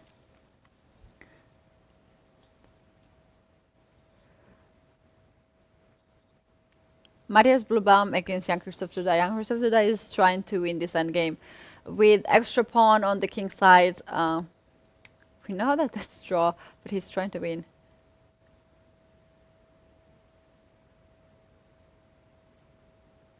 How he's going to win? The rook stops the pawn, and we have to keep this rook here, king here. Lachlan Wiley is still at the chess desk. He's not leaving even after his game. He's not leaving. He usually stays and checks out results and the games, and just probably now he's observing the videos of the players. Duda is on the screen. He is focused. He had a really good day yesterday, and today is not. It's not his day. Oh, it is his day. He won. He won. He won. Hold on. How he managed that? King g4 was not. Let's take a look. So this happened. All right. King b3. And now the idea is to play rook d3, rook a3. This guy is doing some magics on the board. You think is theoretical draw, but then he ends up in a win. So after this check, there is no way. There's no way that the king can escape from check. So if king goes on the 5th rank, there's rook d5, rook a5. If king comes on g3, then is rook d3, rook a3 covers the a file, and the game is lost here for not here, rook b7 for example, and king on a3 is winning. Okay. Matthias Bluebaum lost this game. I strongly believe that that's a draw. Seems like something went wrong here for black. Yeah, seems like something was not right for white. The king got too active. The king got too active. But that's okay. Yeah, it's tough. It's tough. The idea here for black is to bring this king closer, maybe on b3, and then to push f4, and after g takes f, to play rook d3, rook a3. Yeah. This is the end game that we have to analyze deeper. All right, it was in round 3. Maybe we have standings after round 7. For today, it's round 3. And in general, we have already 7 rounds, just 2 more games to go until the end. And maybe we have the standings. And again, German team on the head of the um, leaders with 11 points now is ahead of everyone. Then we have two teams coming up, from Russia and France, who are fighting for top three. And old Odlar Yurdu, the Land of Fire from Azerbaijan, and Poland Hoosiers, together with Hamburg Club, are just chasing those teams. All those teams have good chance to get in top five, and the top five teams will get the prizes, but top only one team gets the title of the champion. So that's quite tense. We don't know yet who's gonna win. So make sure that you come back for the last two rounds. I'll take a very short break and come before the eighth round.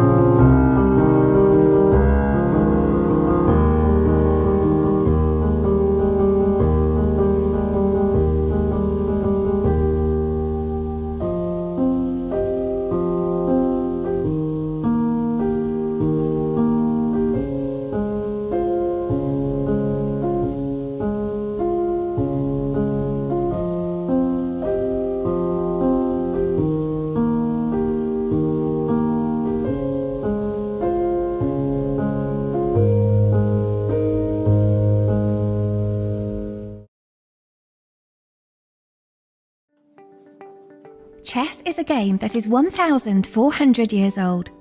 How come that today it is regarded as an important educational activity used in schools all over Europe? To answer this question, we must ask ourselves what the future will look like and how the schools are preparing children for the challenges ahead.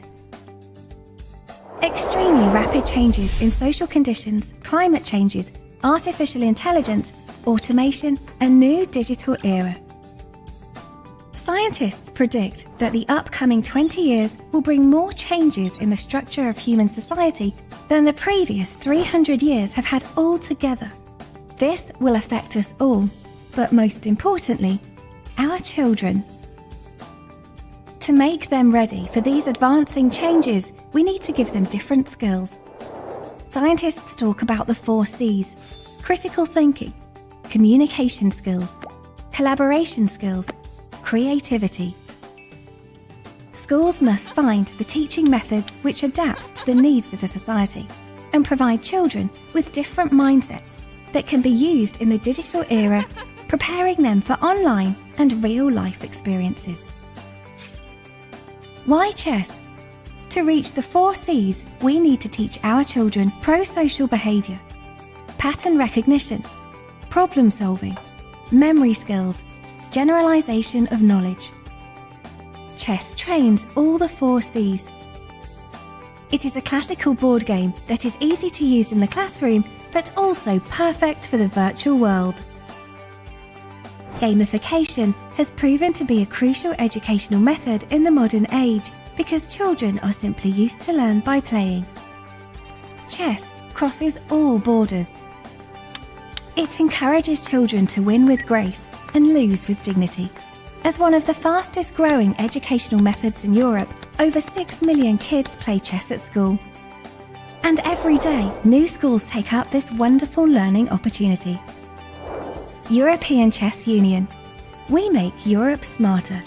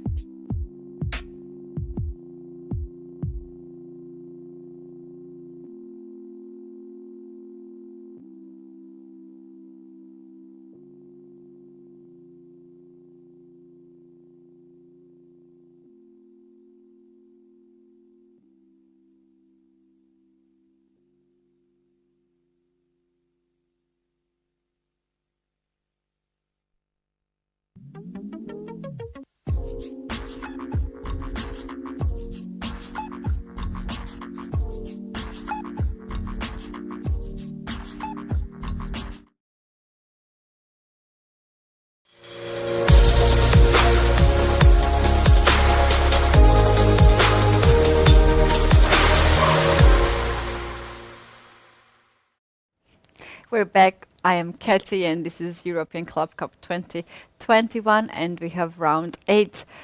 2 more rounds to go, and we will know the winners of the event. So let's take a look at the standings and then pairings. There we go. The German team on the head of the leaders, followed by Russian and French team. They are fighting for first place. And then we have 3 teams fighting for top 5 places. Let's quickly take a look at the pairings and see who are playing to each other. Poland Hussars are going to play Oldar Yurdu. The other team had a tough day yesterday, but now they are putting together and they are winning match by one by one, and coming to the leader's position. So we have Klishchs playing Novibor. 2 Russian teams will face each other in this round, and here we have also 2 German teams facing each other at the last board. And we have also Monte Carlo versus 4 NCL. Interesting and tough matches. We have to take a look at the games now, and let's have a chessboard back in the studio. So here we have the first game, and this is young Christoph Duda versus Shahriar Mamedyarov. Both amazing players. They're facing each other. Seems like they play quite fast. Let's start from the beginning. Here we have 1 e4 from young Christoph Duda, c5 Sicilian defense. Here we have on the board. Knight b5, bishop b4, bishop trades the knight and quickly plays d5. And here we have isolated pawn on the board, but this isolated pawn is forward. It's on d4. It was not stopped It was not stopped on d5, but it's pushed on d4.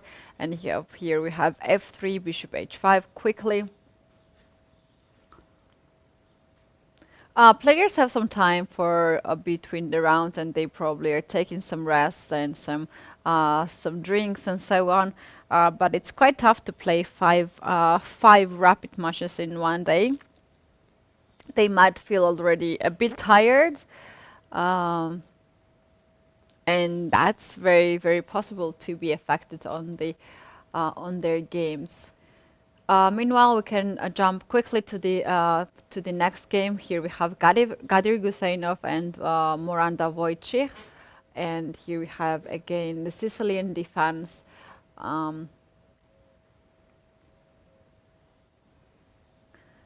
Knight e4, knight is aiming to get on c5 square. Now if white's move, white will play bishop c5, eliminate defender of d6 square, and then we'll come back on e4 and we'll jump on d6. So that's why here black quickly captured the bishop on e3. Bishop e3, he tries to develop the pieces. Next, what he gonna do is to push c5. There we go. He has to push this c5 if white managed to block the pawn. That will be hard. Maybe knight b4 should be played, but after queen b3, white has to play b4, and that's gonna cause some weaknesses on the queen side for white.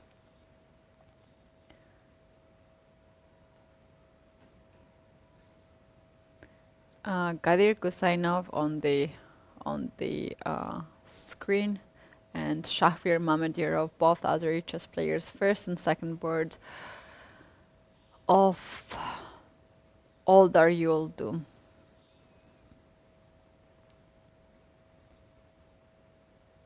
Seems like Shahriar Mamedyarov drank a half of the water. It seems like 1 liters. If not more, maybe it's even more. b4 was played instead. That's the way how Gadir Gusainov stops the pawn. That's for sure. The pawn should be stopped on c6. Pawn should not be pushed, because otherwise this bishop gets really active and aggressive. So before now, the question is whether black can play a5 and target this pawn. C3 is not possible because after taking, bishop takes on b4 check, and then will be captured on on a3. But instead of this here, black plays c5 anyway. Doesn't care about the fact that he has to give up the bishop now after knight c5. Bishop takes c5. Queen can take and pawn can take, both possible. We're waiting now for white to make a decision, but either case, that's gonna be interesting position. Rook can come on c8, or bishop can capture on g2. Both possibilities. Let's see what white will play.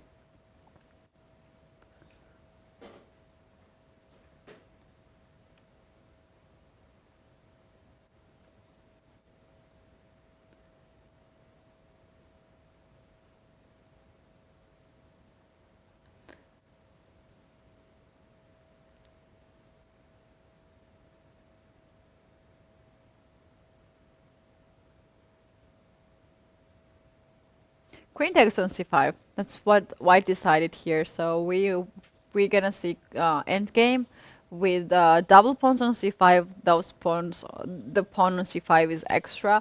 Here black can capture on g2, although that gives some chance for white to play rook g1 and then to get this rook on g7. That's gonna be really dangerous for black. The pawn should not be taken. Instead, he can simply castle or play king e7. Let's see what he just castled. Now g2 pawn is hanging. King f2 might be the next move of white. No, instead of that, white went for the castle. And rook c8. Rook c8. Which rook? Both rooks possible. I think rook a c8 will come and capture the c5 pawn. Black is doing just fantastic here, no problems. Let's move to the next game. This is Bartosz Soćko against Ninja Tabasov, and here we have the position black to move. The black's bishop here is sort of trapped. This bishop is kind of trapped. If he tries to get out, is it possible? Rook c1 might be a move, followed by a3. Here we have the position from Catalan defense. Let's take a look from the beginning. So we have 1d4, knight f6, and g3. And this transposed to the Catalan system when black accepts the sacrifice on c4.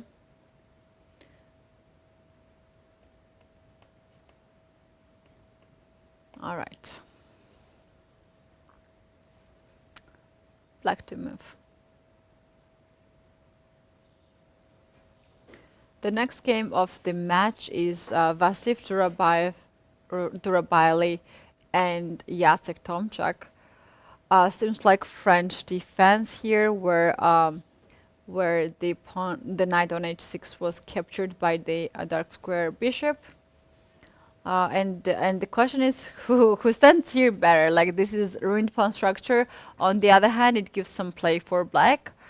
That's going to be dangerous to castle short, and I'm sure black is not going to do that. Instead, he's going to simplify a position a little bit more on c file. Maybe he will play queen a5 or queen b4, or rook g8, also possible to try to play here.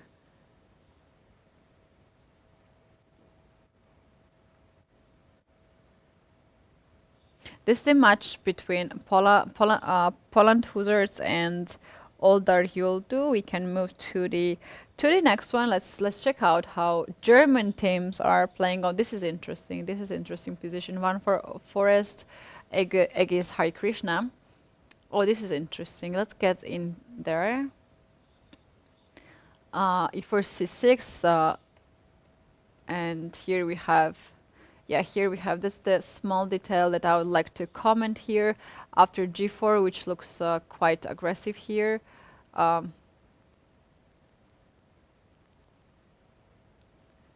Yeah, I'm not. I'm not allowed to move.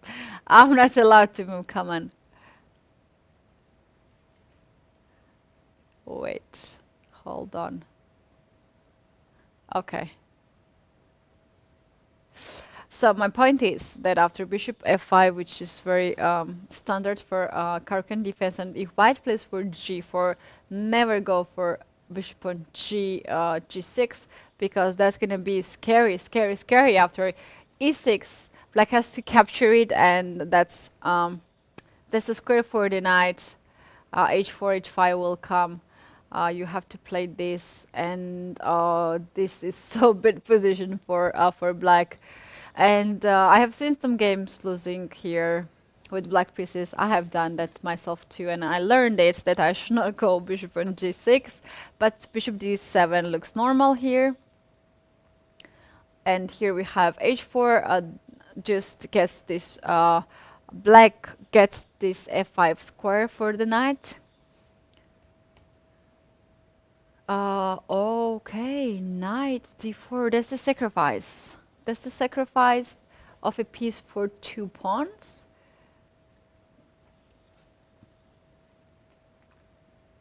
All right, all right.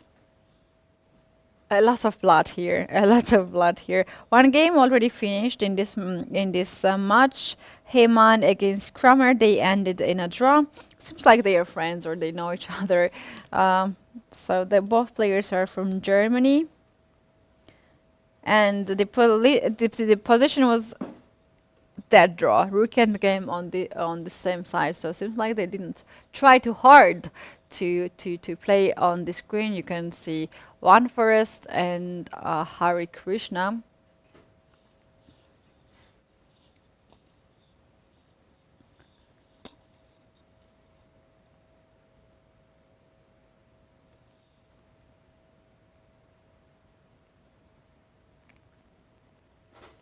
King captured back on f8, but before that black captured the pawn on f2, and we have this position. White still has an extra piece for one pawn only so far. That should be easy win here for white, is not it?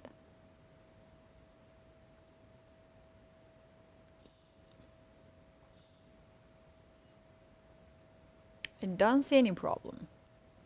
It was interesting why black decided here to sacrifice. He had no other choice?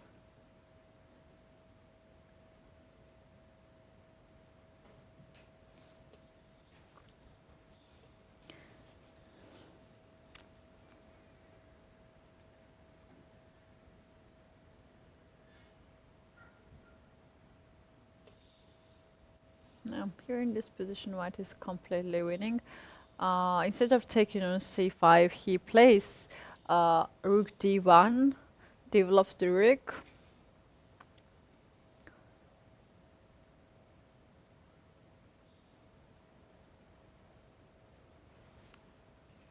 Yeah, that was too optimistic to sacrifice the piece for 2 pawns. Let's go to the game with it, Parham. Vidit is trying to weaken the king on the king side. His last move is bishop f6. He wants to weaken the king h8. I don't like moves like king h8, but it seems like he has a plan. He wants to play next move knight g8 and just to control all the dark squares.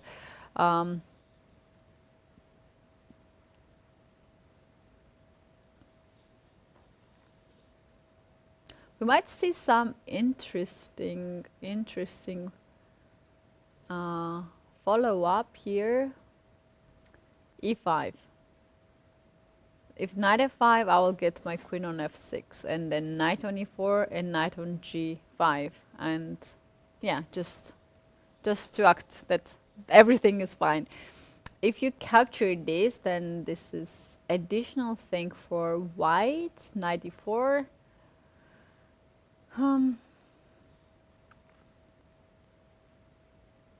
And we need something here, knight here to checkmate, but it's impossible. So maybe it's too much to sacrifice here.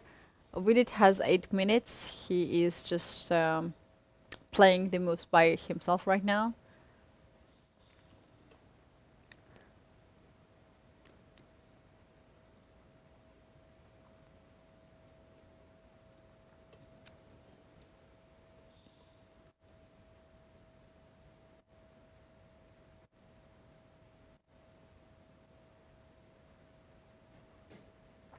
Can go to the game of Bluebaum and Grandelius. Those are the most important matches now. Here we have it. Here we have it. Two German teams facing each other. SF Deizaju is the leader of the event. Not only the round, but the whole event. They are playing amazing chess. The players Bluebaum, Donchenko, Meyer, and Heman. And what is happening here? This looks like Grünfeld's position. And seems like white is fine here. White got some space advantage.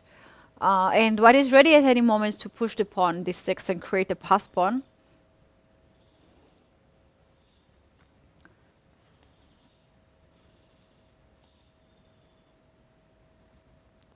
Nils Grandelius should find something interesting here. Otherwise, if he allows white to push the pawns, white will. White will. White is standing a little bit better here. That's clear. Let's move to the next game quickly. So this is Engels against Donchenko.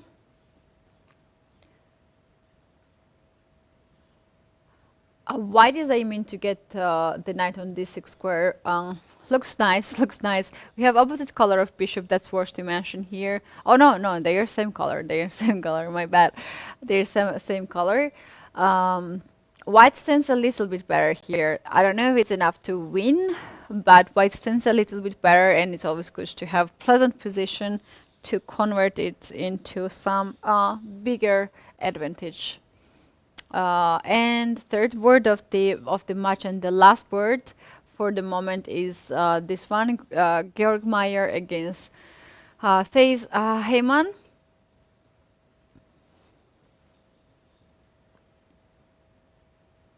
Looks like English opening here, where black managed to push the queen side pawns. There is this pawn on d3. Black has really strong pawn. They can push at any moment, and the bishop will support this. Yeah, black should be fine here. Black should be fine here.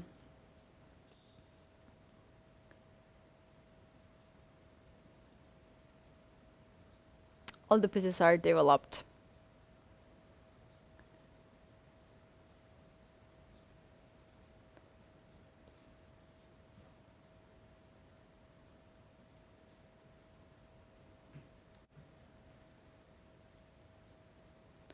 Quite tense game is in between Monika Soćko and Gwen Jones. Pair of knights, against pair of bishop. Here we have again the position is close. We know that they are better in the close position, but I would not say this. I would not say this now. Bishops are targeting the pawns. So bishop h3 might be somewhere interesting idea. Rook comes maybe on f8, and the pawn can be also pushed g5, h5, g5. So black's plan here is quite clear to attack the king side. And if white opens up the position with c4, then this bishop will be even better piece. So seems like black is having just slightly better position.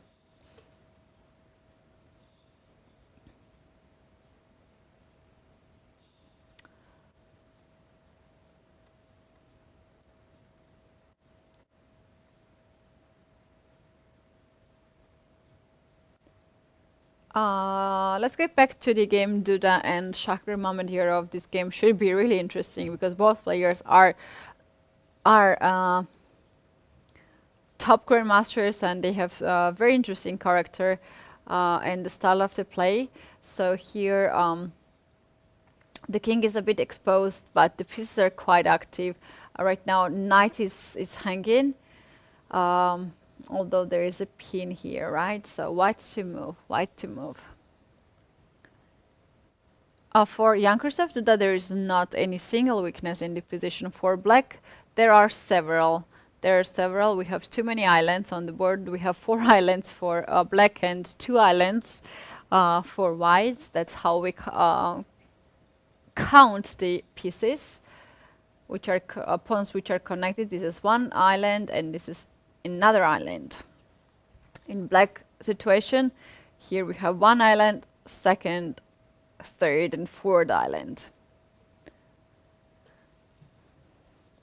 It is a deal in classical chess, but in online chess and in rapid chess, other things matters. And what's the other things? The tactics and tactical motives are the key thing here.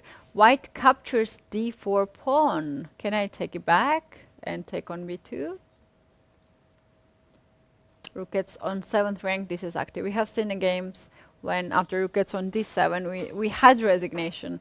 So the idea is to play queen h4 next move. Maybe this one here. Yeah, we are having this position. We might see exact position. Queen took on b2, and now the rook is hanging. I would play here queen f4 maybe. Queen f4 move, just avoid this trade.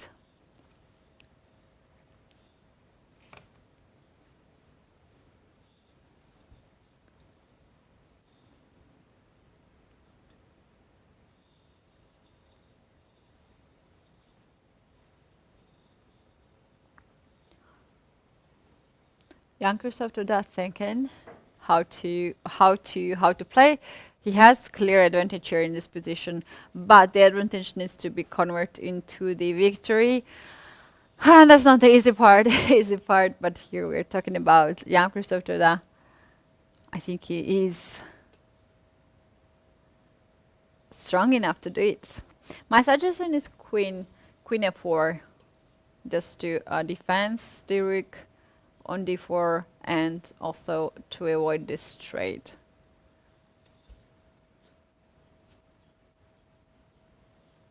What will be really blunder here is move rook d1. That's not a defense. That's a blunder. After queen takes d4, rook takes d4, there will be a checkmate. So, according to all these lines, it means that white also has some issues on the first rank, but so far they are controlling. And rook on c1. Here we have it. Rook c1. And rook d1.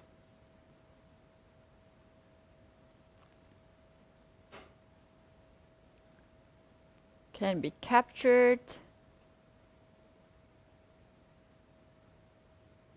And queen e2, right? Queen a3 is possible. Queen a3 is possible. There's no check yet.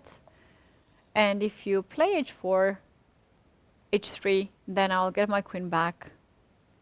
And I have an extra pawn. Hold on, this is something that Duda blundered. I don't believe that he blundered here. Rook d1. Rook d1 and queen takes a3.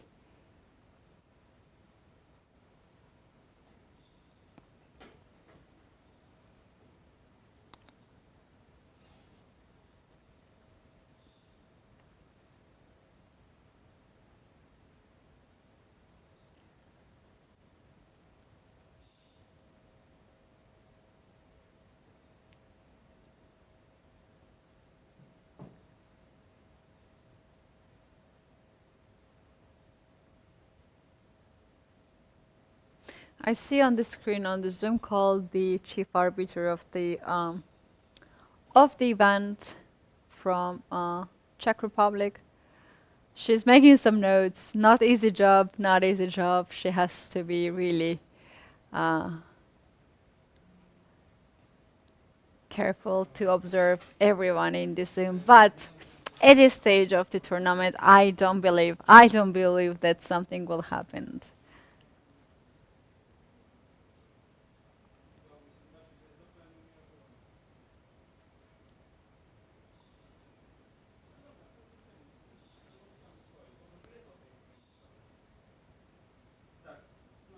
Here we have the position. Here is this. Well, hold on.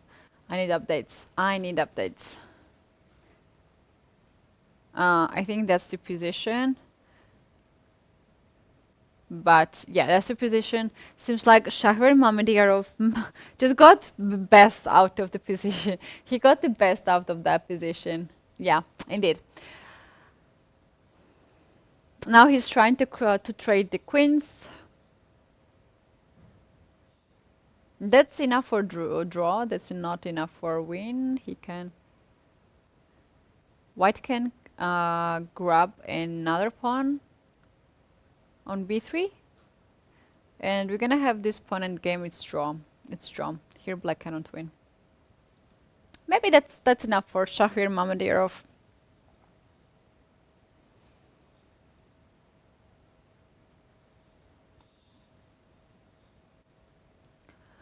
Second board of the same match. Here we have the endgame where white is quite active. White has an extra pawn on c and also very active rook. All the pawns of black are on light square, which is really good for white as well. So there is a need of a good technique here. Let's see how white will play. There's a chance to push this pawn and then grab this pawn, or there's also a chance to get rid of this bishop here. So he goes for c5. This looks quite logical to me. Next will be c6, and he will capture this pawn. Bishop goes on e8. c6 anyway. We're not afraid. If you allow me to get this king here and here, that's going to be tough. So if you take, rook comes here, d3, take here, and that's the moment when I wish to play better than what I did. So maybe c6 is too optimistic. Instead, he can start to play on the pawns on the king side.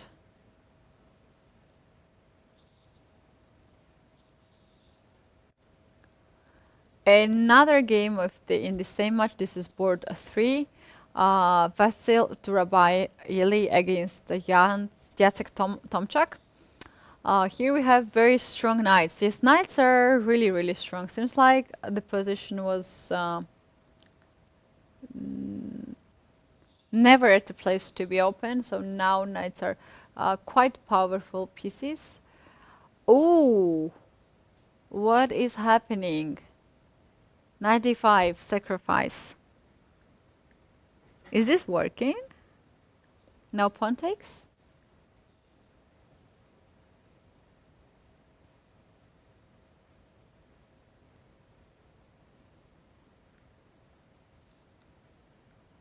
d6? Can I go here? What is the magic?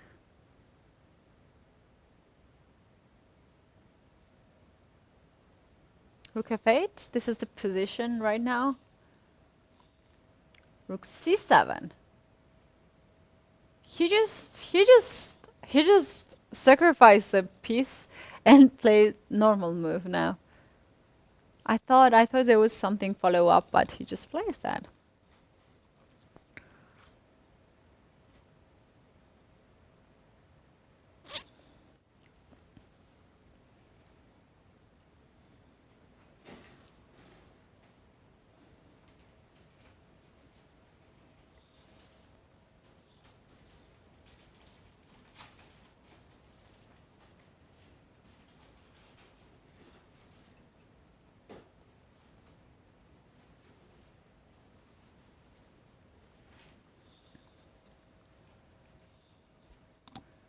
a6 rook comes on e7.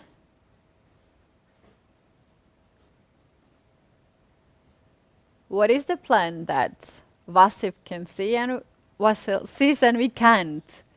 What is that? If queen gets on c7, bishop comes on c6, and bishop is already on c6. Rook e8 is not working because that will be captured.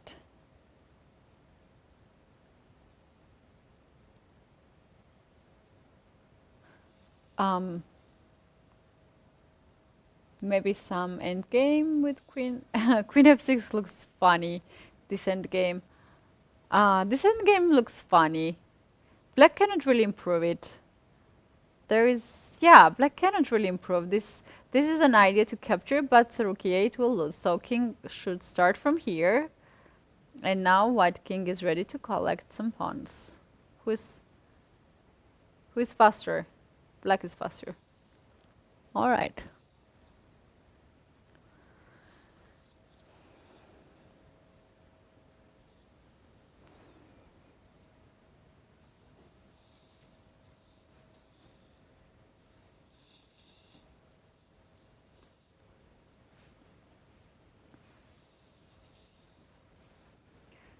Instead, white goes for king h2. Maybe he had a plan. He had a plan to play queen f6, and after rook king h2, we have king a7. Yeah, Jacek Tomczak is making some funny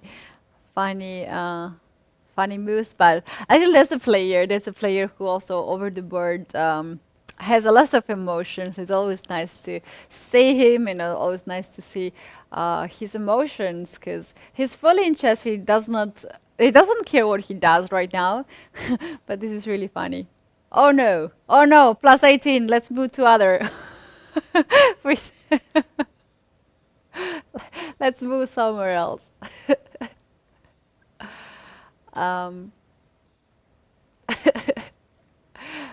Okay, this is the other position. We have Hari Krishna and one forest.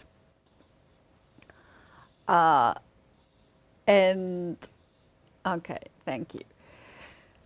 So what is the situation here? One forest has an extra piece, and oh, they're still playing. I thought this game gonna end quickly, but no, they're still playing.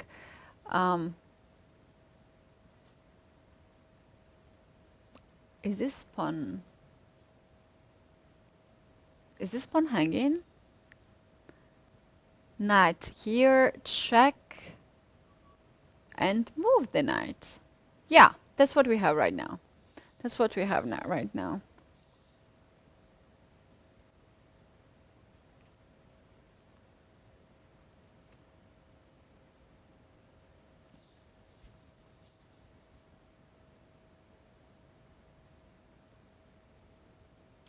All right. All right. White has less and less forces to win.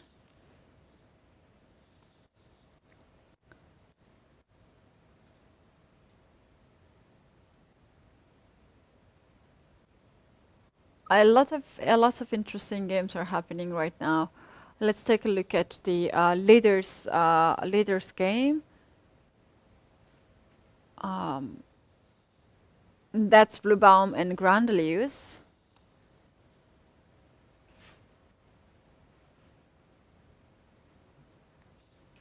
Is black winning here? Bishop h4. I think I can capture this. It's extra. Bishop here. The idea is to play queen here and checkmate. We saw that. We saw that.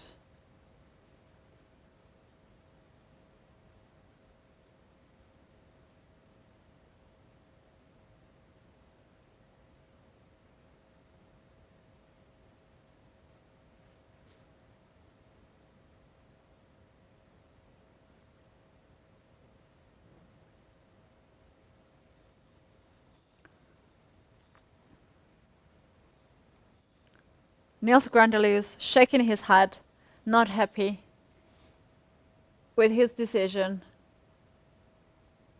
He did exactly what I suggest.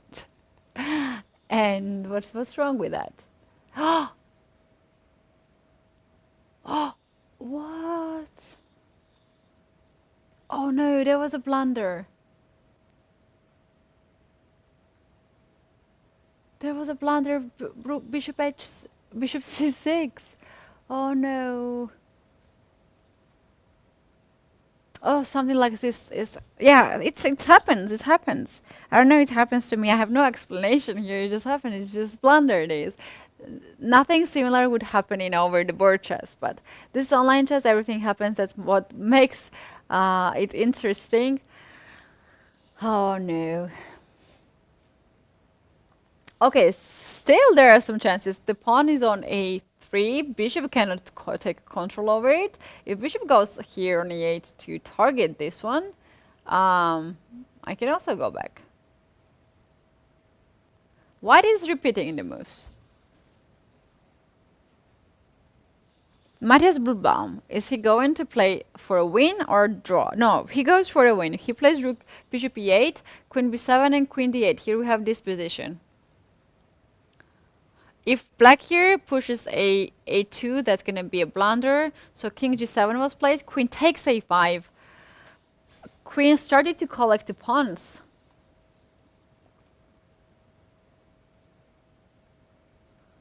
Oh. Interesting position. We're keeping this position. We're keeping this.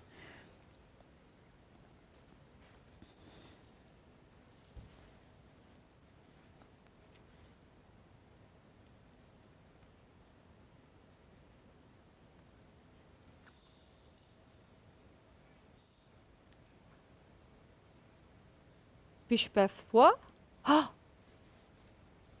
Oh. Here white decided to trade the queens, to trade the bishop to pawn. All right, that's suspicious. Do you also see Niels Grandelius smiling right now? I see that. So this game changed so many times. That's very interesting to take a look once again from the beginning. If you have a chance, if you have a time, I recommend you to visit Chess24 platform, download all the pigeons of this tournament and take a look once again all the games. They are so nice, and I suggest to do it with the engine because you will see all the possible mistakes there. So this might end in a draw. This might end in a draw. King is exposed here. Black has a good chance to queen, but the king is really exposed here. And I believe there are some checks, and there's some. There's no way to get rid of this check. So yeah, that's it. That's it. Queen f8, queen f6, queen f4. That's the checks that we're gonna see. Both players not happy, smiling, but I don't know. This smiling is not because of happiness, but it's because of. Yeah, we know it. We know it. We know how it feels. But the game was indeed interesting. The decision, if you ask, like, why he did this, why he sacrificed the bishop, he had this extra bishop. That's what I had in my hand. But look at this position. There's no single check for black. Next move is a2. And whenever the pawn is on a2, it's scary and it's dangerous. In that case, king should be exposed to have a chances to check. So that's why here, after thinking, while Matthias Bluebaum decided to face the fact that this is not winning anymore, and let's take a draw because that's very good, very good result as well. One last game in the is in progress. Seems like for the moment the team from Hamburg is in advance with 1 point. Let's take a look at this game. This is important. One right now, the leader team as Su has to win this exact game in order to tie the match. Is it winning? Okay, if black continues to give up the pawns like this, it's gonna be winning. Oh, nice resource, knight d2, really nice resource. If you take bishop, if you take the pawn on f2, then it will be knight e4 fork. But instead, black goes here with e4 sacrifice and now attacks this pawn. pawn can be pushed, and in this case, king f4 will capture this. Is it a draw? It might be a draw. It might be a draw. It's some practical chances here. Let's go here. Take. King comes here. King goes here. Some chances are on the board. The idea is to play king e6 quickly and capture this, and first capture d7 and then f2, and the game is draw. If here black managed to draw, that means that Hamburg will win the match.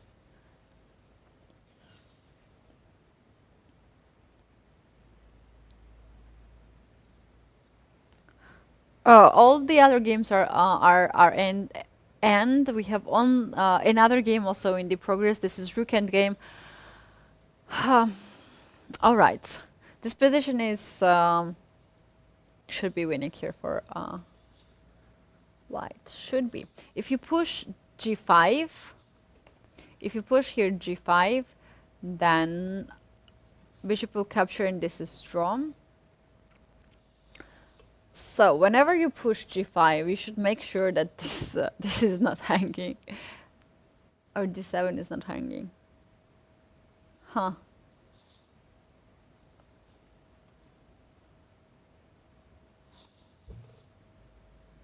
Oh no! This is winning. This is winning. King will get here. Black needs 2 tempos here to make a to make a draw. King should be on g7, and this is very easy win. King comes on g6, and then no matter what, white is winning. Yeah, okay, that's easier. So all the games were so interesting. All the games were so interesting. And here we had the battle of 2 German teams. They tied the match 2-2. We cannot call it a friendly tie. It was a huge fight. Hamburg club was so close to win over the leader of the event. We have one more game in progress. This is the end game. Andrei Sipenko and Artyom Timofeyev. This is the match between Medniv Sadnik and Ladia Kazan. For the moment, the situation is 1.5 to 1.5. This position is drawish. White is trying to win. White has some chances as they have an extra pawn. So if the game ends in a draw, there's going to be second tie. And also the game between Poland Hussars and Oldar Yuldu ended in 2-2. Yeah, on every board we had the result. H6 was played here, and yeah, we have Andrei Sipenko on the screen. Looks not so happy with the result. Probably he had a better position and winning position before that. He's shaking his head. He's not really happy. And we're gonna see here draw for soon. And here we have. So it was the end of the round 8. We have final round coming up. What happened?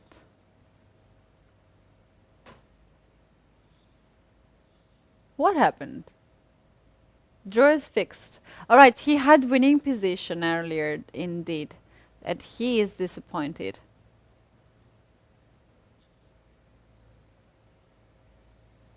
He seems to be very disappointed. Let me quickly take a look. Okay, from this position. Let's start from here. He has pair of bishop here, very strong d5 pawn, and h6 created so much on the king side. Seems like he had huge advantage in this game. So he went to collect some pawns. There's some extra pawns. Oh no, he was winning. He was almost checkmating. And black here escaped. And yeah, even here in the end game. He looks like worry. He's worrying. He's thinking what was wrong here. In this position, this is a draw because the rook is stuck with f and g pawn, and king cannot access anywhere. So it was a draw. All right. So that was the end of the round 8. Maybe we have standings, and let's take a look if we have some changes at the after round 8. Let's take a look. We have some changes here. We have some changes, but the leader is still SF Deizaru with 12 points. But now Clichés is really close, very, very close with 11 points. And we see Medni Sadnik. That's a team of Esipenko. With 10 points, and then we have 3 teams, Oldar Yuldu, Poland Wizards, and Hamburg Chess Club with 9 points, and they are the teams which are fighting for top 5. All right, I'll take a short break before the next round. Next round will start at 6:30 in 10 minutes, and I'll come back before the round, so stay.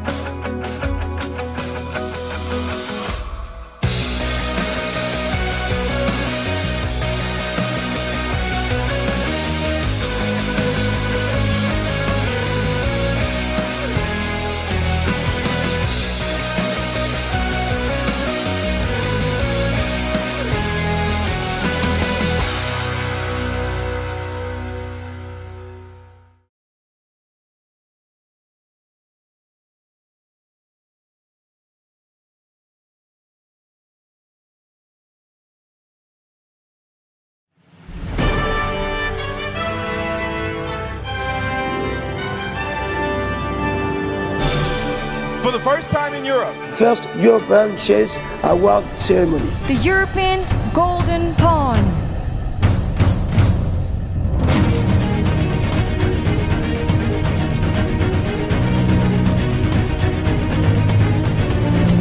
Most of the legends are here with us today. Chess legends, lovers, supporters. This big celebration of legends. Thank you for all. It's a big honor to stay here. There's no limits when you begin to read and when you begin to play chess.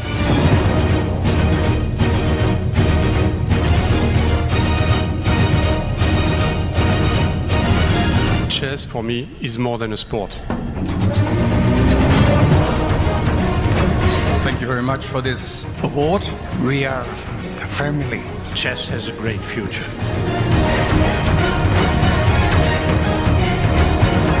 It's my exceptional honor and privilege to be here with you. The world needs chess. Love and music has the ability as chess to make people happy.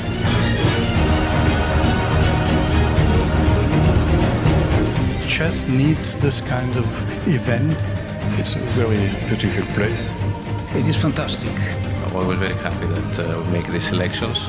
It's a great honor for me to be here with my colleagues from I Group. It's an honor to be awarded with this prestigious prize. It's a pleasure and it's an honor to be the part of this fantastic event. It is something that belongs to many of my loved ones as well. Best wishes to all you. High life with this.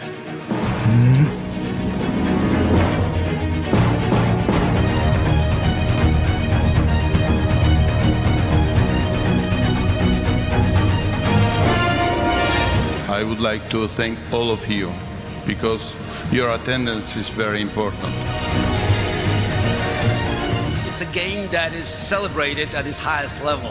And having it here in Monaco, it's a big opportunity to send this message that to celebrate chess as the mainstream sport and a cultural touchstone. Chess make you smarter.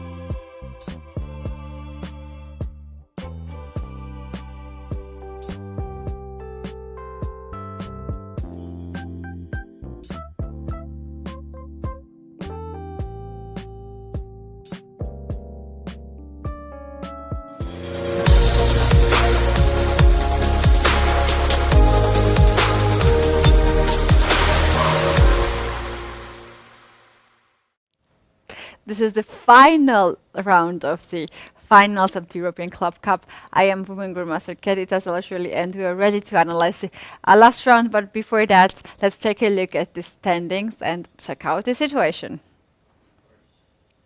this is the pairings, and here we have the match, very interesting match. We're going to be focused on a German team, SF. They are playing against Lari Kazan. We're going to take a look at the game. If the team wins, they are the champions of the European Club Cup. They are just one point ahead of the next team. So here we have another leader, Klišiačas, playing against Oldar Yurdu. Not easy day for them either. So let's take a look now quickly at chessboard and find out the situation. So we are going to take a look at Artemiev and Bluebaum. I will quickly find them.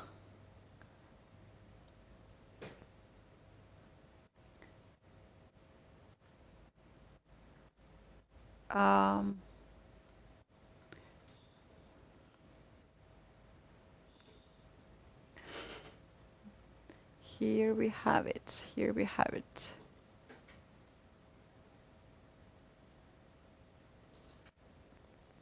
This is the first board of the match, very important match.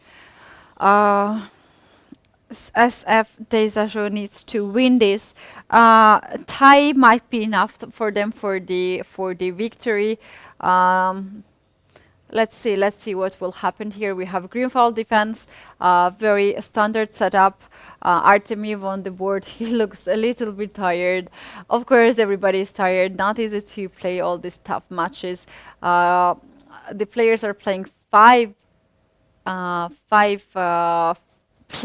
this is fifth game that they are playing. The time control of each game is 15 minutes plus 5 seconds. And we have now the best teams out of 90 European clubs now facing each other in the final round. So this position is quite theoretical. Here there are some lines where we have easy draws, early draws, fast draws. So let's see what strategy will be taken. We can talk a little bit and speculate a little bit by the ratings. On the first board, Lade Kazan has 2,700 player, and German team has Bluebaum with 2,670. On the second board, more or less the rating situation is the similar. Here we have 2,600 players, and we can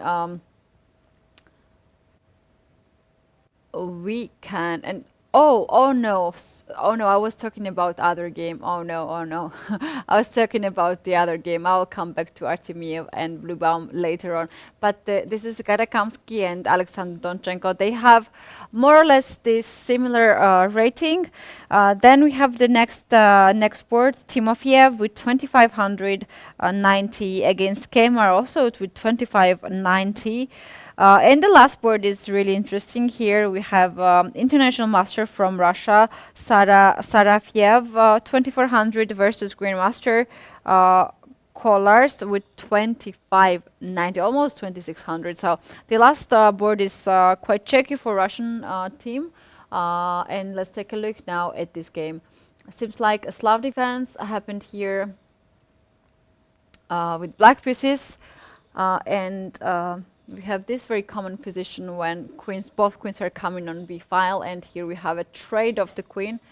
These pawns, you might think that they are weak, but they are not so weak. It actually helps this rook to get a bit active.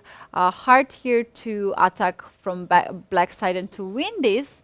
The position seems to be, for the moment, equal. And this is the position between Artemiev and Bluebaum. So this happened with one knight f3, Reti opening. Was met with d5, e3. Here we have c4, and in this situation, black here decided to push d4 and to have the color reversed Benoni position. a5. There we go. So here white is thinking, White can push a3 and defend this pawn. White can also push b5. I would be scared to push b5 here because that gives Black Knight a chance to jump on c5. Sorry. Sorry. Once in a while we have to do it. We have to sneeze in this studio. So it's possible if white pushes b5, then knight comes on c5. If not, then we have a3 move. A3 move, and we also have additional possibility here to grab this pawn. This is central pawn, and that's what Artemiev is considering, to take this pawn or to play with b4 pawn. Like by play, I meant to push b5 or to capture on a5. Let's see what decision he will make.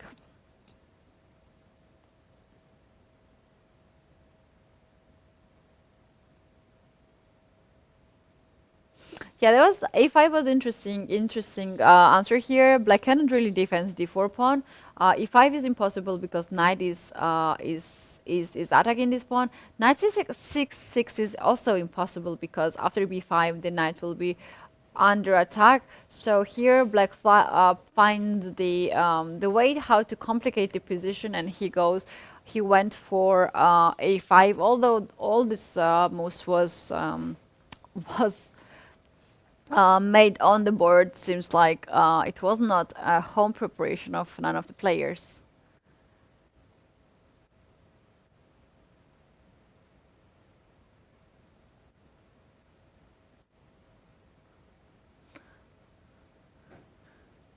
The title will be given according to these games, so I will be focused fully on this match.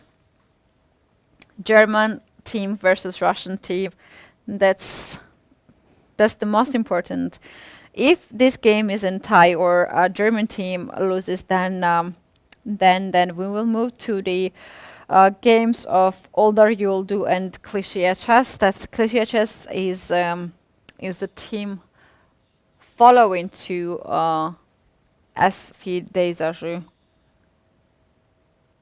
A3 was played here by Artemiev. He doesn't want to complicate the position. He wants to keep this weakness still on the board. E5 is still not possible. Knight c6 is still not possible.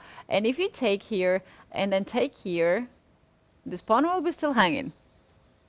That's his idea.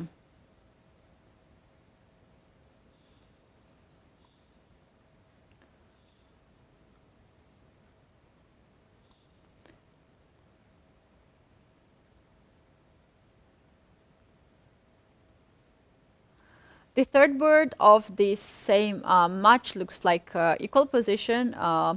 We have a similar pawn structure. Both are kings quite active. Queens are off the board. Now we might see some changes of the pieces as well. We expect here a draw. But this is too early to say, maybe, because there's some play from both sides, and from white they can push f4, f5, and then push g4, g5 with the help of h-pawn. Black can double the rooks, get the knight on c5, just to play in the center. Then first knight d6, maybe to trade the more pieces.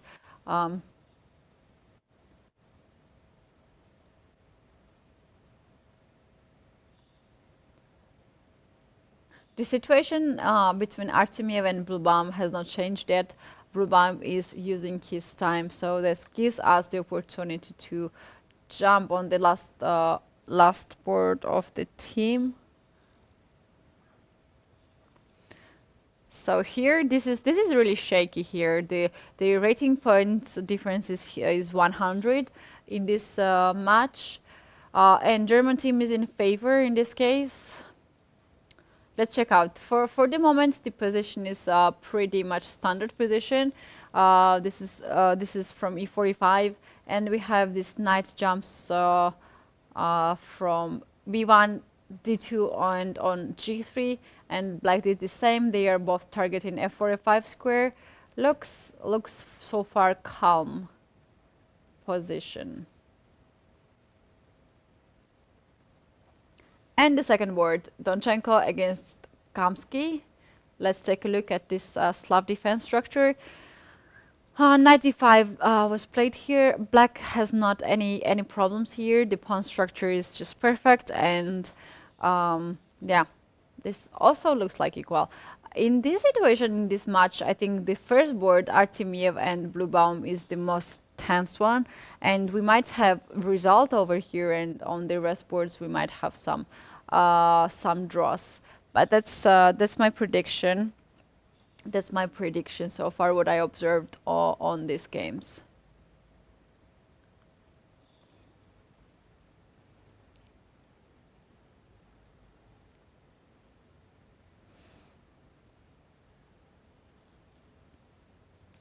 So the situation is that if SV Desaju makes a draw and gets 1 point, and Clichy chess wins the match with big points, big board points. In that case, Clichy chess will overtake German team because they have more board points. For the moment, I see. For the moment, it is 19 board points for Clichy chess, and for FC, they have 18 and a half, and one game just finished. One game just finished on a draw. So on the boards too, Kamsky and Donchenko ended on a draw. The game was in Slav defense structure, and it was very hard to win from any side. So they agreed on a draw. We have 3 more games in this match, and we're gonna know the champions. We're gonna know the champions. It's also worth to take a look at the Clichy chess game. I'll quickly find the first board, Van Forest against Mamedyarov.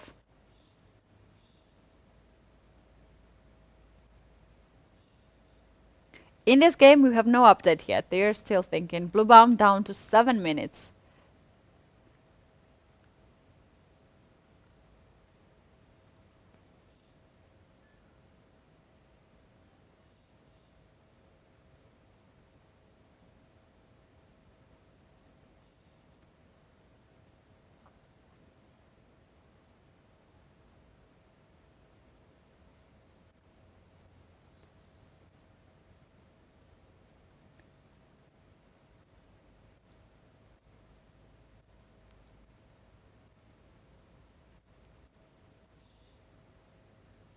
Still nothing. All right, we got the game of Mamedyarov and Van Forest Jordan. This is the game that was to be checked. Oh, g4 was played here. Very aggressive move, g4. The pawn structure is used to be symmetrical, but after g4, that's crazy. G4 move. Queen g6 pins the pawn. The knight is not hanging. White ignores that. White just ignores that fact as well and plays rook ae8.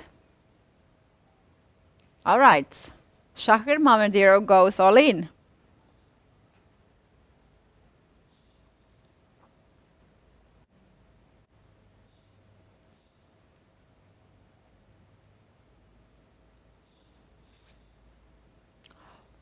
Oh, we have to take a look at this one. The last board of the same match. This is Lokvan Valley and Vasif Durabali. Knight d4 was played here. That I think is a blunder for black. But how the rook got on d5? How is that possible? Let's start from the beginning. Looks interesting position. So knight f3. We have red opening here, transposed to English, and then transposed to Catalan, transposed to many lines. And here we have where black captured c4 pawn, white captured on d6. And then rook decided to travel a little bit over the board. Ooh, 94. Strong. That's strong. Look at this. Bishop is hanging on b7. Rook cannot go anywhere. Rook cannot go anywhere. But I think black should castle here and give up this rook. Give up this rook and to play in this position. There is a compensation. There is clear compensation for the light squares, but the question is if it's enough or not. White can play f3, e4 at any moment just to control the light squares. And, you know, material is a material in the end of the day.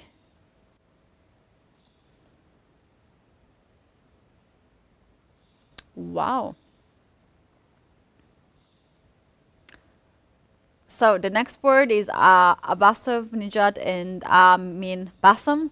Let's take a look at this as well. Also quite sharp position. Seems like both teams wants to play, fight, and that's not gonna be like easy draws here. Bishop f4 was played here, captured this the pawn. Now bishop h2 is a threat and win the queen.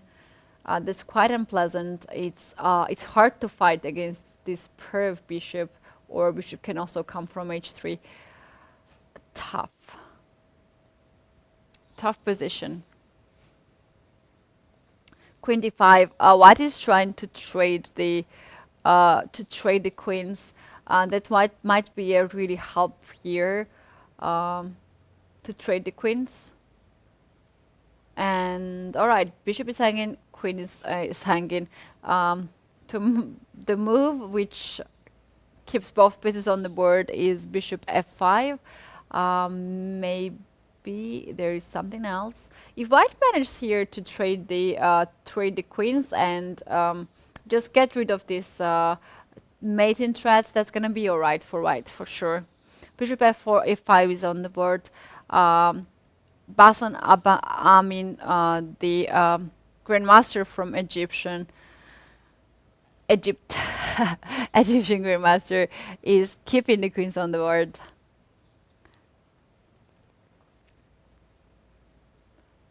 Parham against Gusainov Gadir. Let's take a look at this. Also quite sharp position from King's Indian. Seems like black just decided to capture e4 pawn from f5, and white meanwhile pushed the b4 pawn. If you are a King's Indian player, you probably can recognize this position right now. So what do we have? We have really exposed white king, so black has really good chances here to win.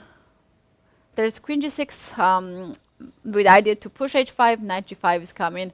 Very unpleasant move. h5 is the most unpleasant here. And after h5, gh, there will be bishop h6 hanging. So that's a threat that white should be worried for. In the game of Van Valley and Derbyly, we have this position. White has an extra exchange, as you can see, and a light square bishops are off the board.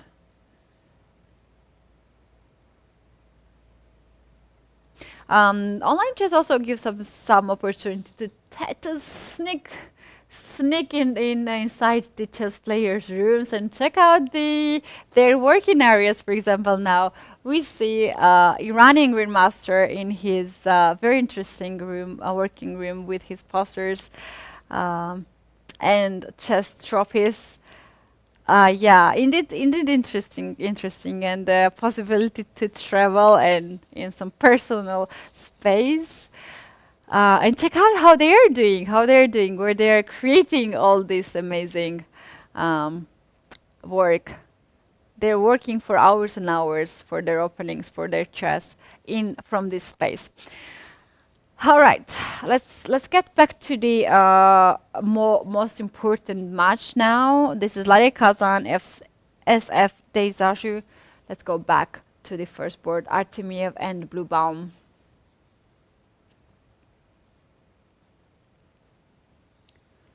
they played quite a lot. No, not at all, not at all. They played several moves, so we stopped at the move 7, and now this is the move 13, so not so much. The time is running, but they're not making any moves. So after a3, black goes for e5. He's going to sacrifice e5 pawn. Knight takes. Ah, all right. So this pawn open up the b4 square for the bishop. And that's the position. What do we have for the moment? It's white's to move. White's king still is in this center. That was the best possible way here for black to continue this game, to sacrifice e4 pawn and to get b4 pawn, and very quick development. There's an extra pawn for white. Knight is hanging on e5, and here we have knight d3 move, targeting before bishop. Black has some moves. Black can play rook e8, but that will be met by bishop e3 and then castle. What else black can play here? A knight c6, maybe. Knight c6, targeting this. If you capture here on b4, then I'll capture here. This is hanging and try to defend this and knight b4 at the same time. You will go for knight c3 probably, and after knight queen b4, you will just realize that you lost a piece. So that for that reason, Artemiev played bishop e3 instead of taking on b4. He gets out of the threat from d4, cuts this line, and he's preparing king to be castled. Now next move should be castle. Come on, play castle. It's time. It's time. Okay, he can capture this bishop first and then castle, but white king should be castled here.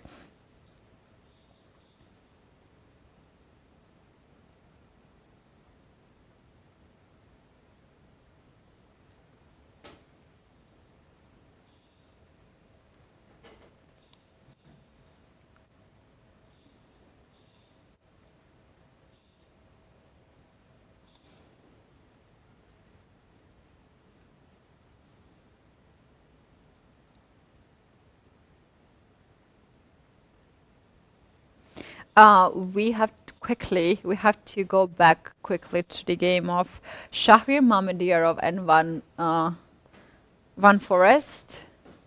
Here we have, this is really interesting position. This is really interesting position.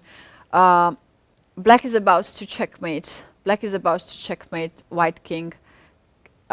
Queen, and it's black to move. It's black to move. Ooh, rook captured this b5 pawn.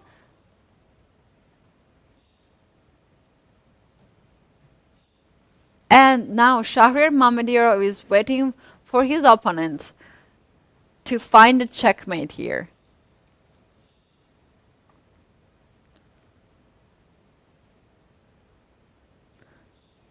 So he thinks that he will just push the king. He will just push the king. After this check, king will run away.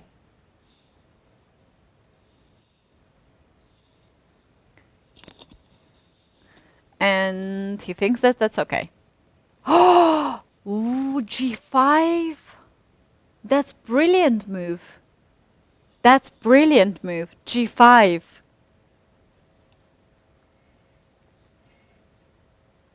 Van Forest Jordan played g5 move here. He is preparing a checkmate for white king. Can Shahrir Mamedyarov defend this? Can anyone defend this threat here? All right, f3 looks the move that we have to take a look, and king f2, right?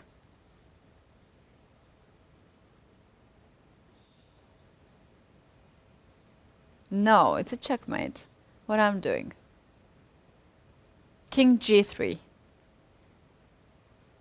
Now here.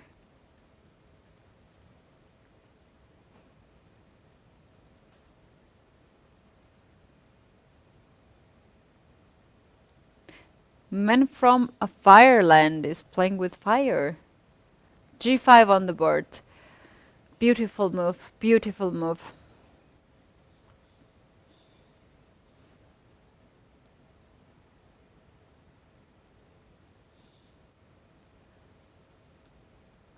Hard to see here any defense. If king g3, it doesn't really help.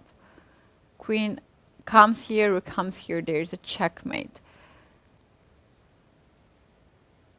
Any move will be met by queen h1, rook g1, checkmate. So there's no queen e3. There's no time for queen e3, queen f5 moves, because g5 just created a checkmate net.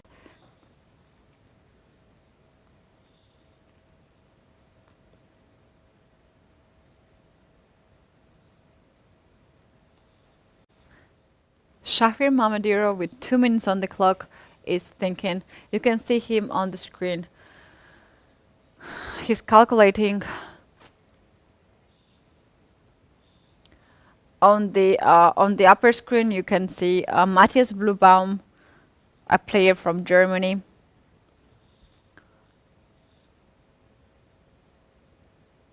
F3 was played. F3 was played. All right, so here queen h1 is the move. King has to go on g3. There is no other choice, so we have this move. Rook g1 is coming right now. Rook g1, king f2, rook g2, king e3. Queen check, king here, queen check, winning the rook. That's it. Black will win a rook here in this position.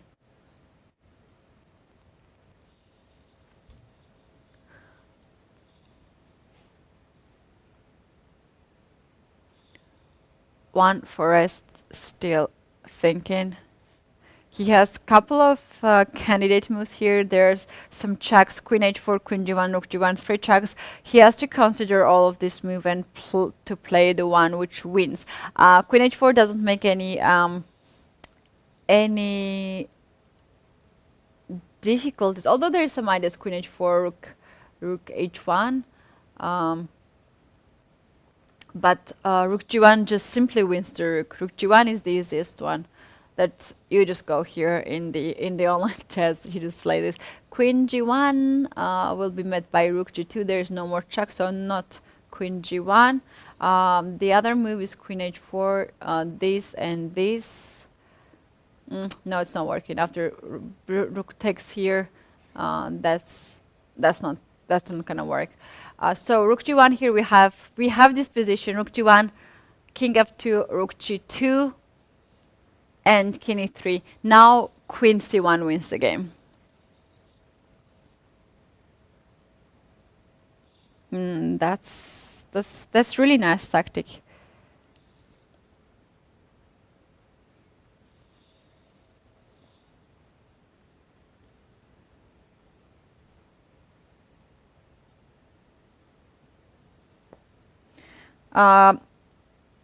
Cliché chess is already winning the match with 1.5 points to half. So if one Forest ends this game in a logical way, that's going to be 2.5, and they will win already the match. They will win already the match, and they will just wait for the match Ladie Kazan and SF Deizashu. Queen g1. Yeah, queen g. Okay, that's the same, right? Queen g1 and queen c1. Is it same? Hold on. King here, yeah, that's same. But there is king d2 move. Let's take a look at this. King d2. Come on, king. Play on d2. King d2. In this case, we don't have more check, but there's a check here. King d2, rook d8 on the board. Rook d5. Okay, still looks shaky for white, but I don't see check here.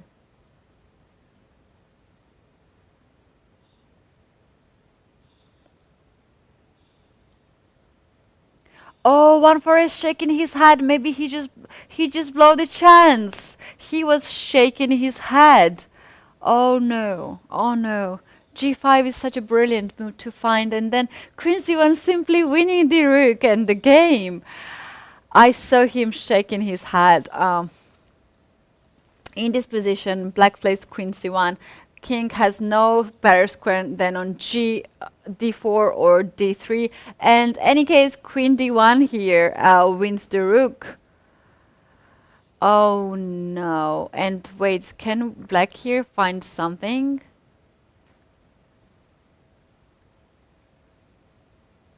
And the queen endgame, if both rooks are traded, and queen endgame is not winning.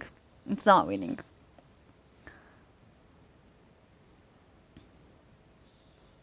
I think it's now it's winning for white. Is it? There's no check. You have to take the rook here. And if you take the rook, there is no way king is hiding. The pawn is hanging with the check. There will be some checks here. Oh no, no. That's why he was shaking his head. Anyway, the match is won by Cliché Chess. No matter what one forest does, the match is won by the French team, and that's at least something for the team, and also for one forest. So the team will not lose because of his result, indeed. So he decided to find some chances, and let's see, maybe it's something here. I doubt that. There are no enough pieces to checkmate the king. Yeah. King c3. King c3, there is rook c8 check, and king b4. There's no more check. Wow. Meanwhile, the player, the fourth board of SF, they actually won the game, and they are leading the match. So if they win the match, they will be the champions of the event. That's the board. Shahrir Mamedyarov just survived here, magically survived. Maybe we have to go back to the game of Vladimir Kazan and SF Tezashu. Let's do it. Let's go back. We have seen here enough dramas. Artemiev and Bluebaum. Seems like Bluebaum find the most decent way to hold the position. White has here an extra pawn, but with this knight here, I would never play against this knight. This knight is a monster. Bishop comes on e6 now. C4 pawn is hanging. Rook e3. That's the way how he defends the pawn.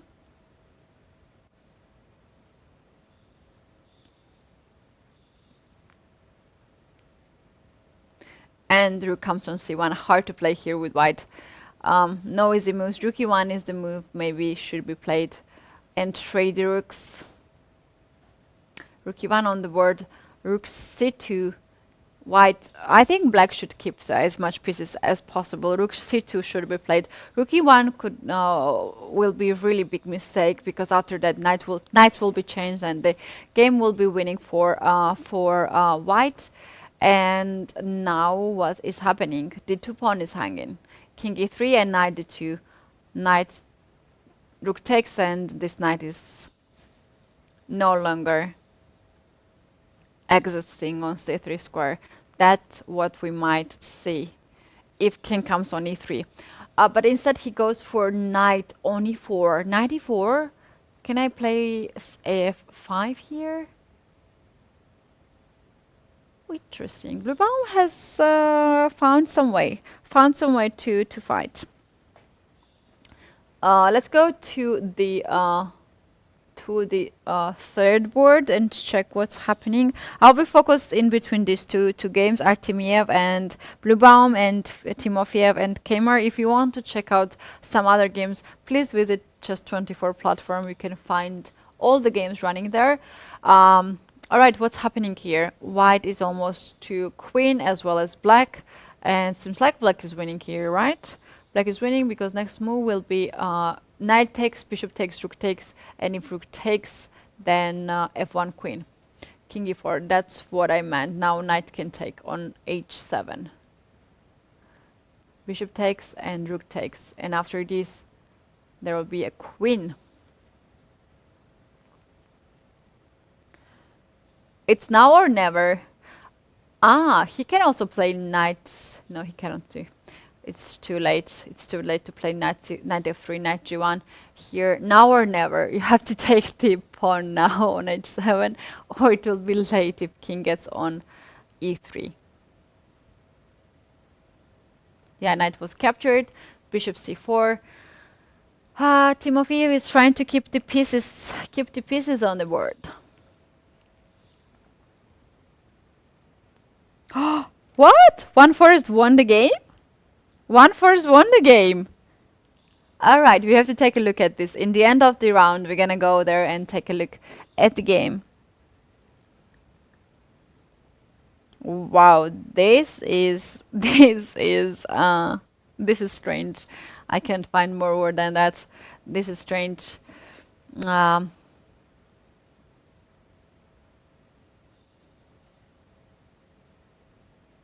Everything might happen. Everything might happen if you have winning position, something extra. Everything might happen.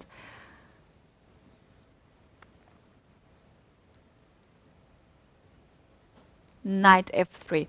All right, if white captures now this pawn, that is not safe because knight jumps on d2 and will trade the pieces, and black has extra 2 pawn for the moment. Black has extra 3 pawn. And now g pawn is in action. g4 will be next move. g3 be the other move.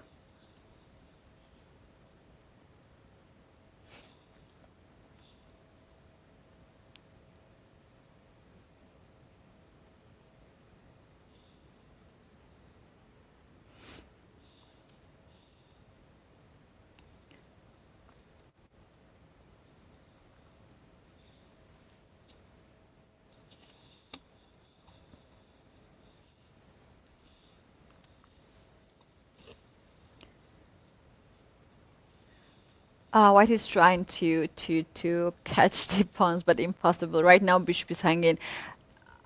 G2 was winning on the spot. G2 was winning on the spot, but this is also winning. So, yeah. Here we have resignation. There's no way to save this position. So, for the moment, German team as F Desashu won the match already, so very likely they are the champions of the event. Let me check that quickly. They won the match and they are the champions with 14 points. The next is Klišiačas with 13 points. We're gonna take a look at that later on, but they are already champions and we already know the second place. So we have to know who are the third, fourth and fifth teams. The only game running right now is Artemiev and Matthias Bluebaum. Okay, Bluebaum really showed high class here to play the game without a pawn. Let's take a look now how he continues. The h5 pawn will be dropped. He just gave it. He just gave it. Bluebaum can offer a draw here. That's enough. That's enough to win the match, the tournament. Not only the match, but the tournament.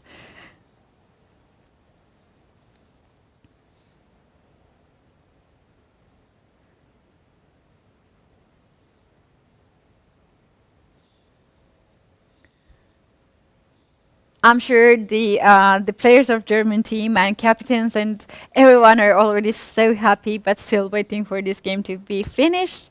Yeah, it was amazing, amazing fight. And we have to take a look at the game of Mamedyarov and Van Forest. Was also interesting. I really thought that it would end in a different way, but yeah, that happened. What? Ooh, can Black defend this? If he takes on g3, there is a checkmate. Such a sneaky move. King h5 creates a mating net.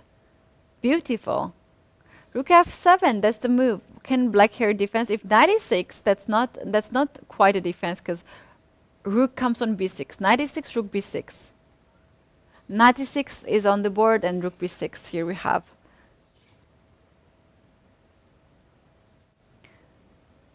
And Bluebaum just lost the game. He left without resignation. Or maybe he resigned. So that was it. Before we go to the standings, let me take a look at the game of Shahriar Mamedyarov won Forest.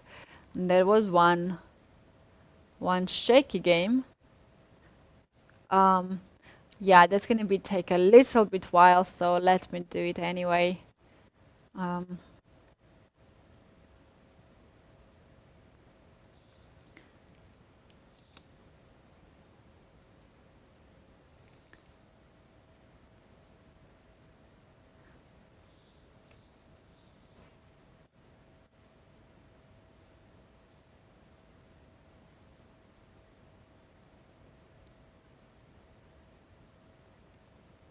Yeah, I don't have it.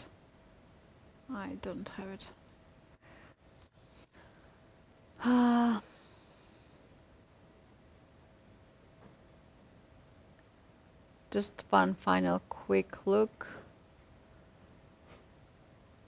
Quick. Here we have. So I wanted to see it with my eyes that this really happened. So that's the moment we left.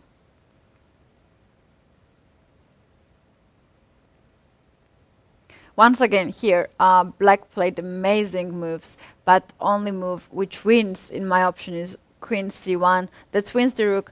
Other way, queen g1 is not enough to win because then king comes on d2 and queen c1, check from c1, avoids that king move. And then let's see what happened. So check, king b4, that's what we said, and after queen g1, capture. Is it lost? No.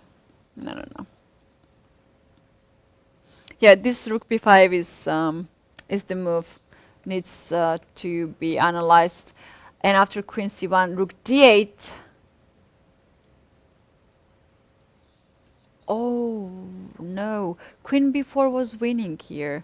Queen b4, if you play rook d4, then c4. This is winning position. I think that c4 is the move Shahriar missed. That's very unfortunate if Shahriar missed and I found. But after c3, there is rook d1 and impossible to defend the check here. Beautiful. Yeah. Well, that was it. Let's take a look at the standings and let's find out who is the third team. Here we have the champion of the event with 14 match points is a German team, chess club from the city Deisashu.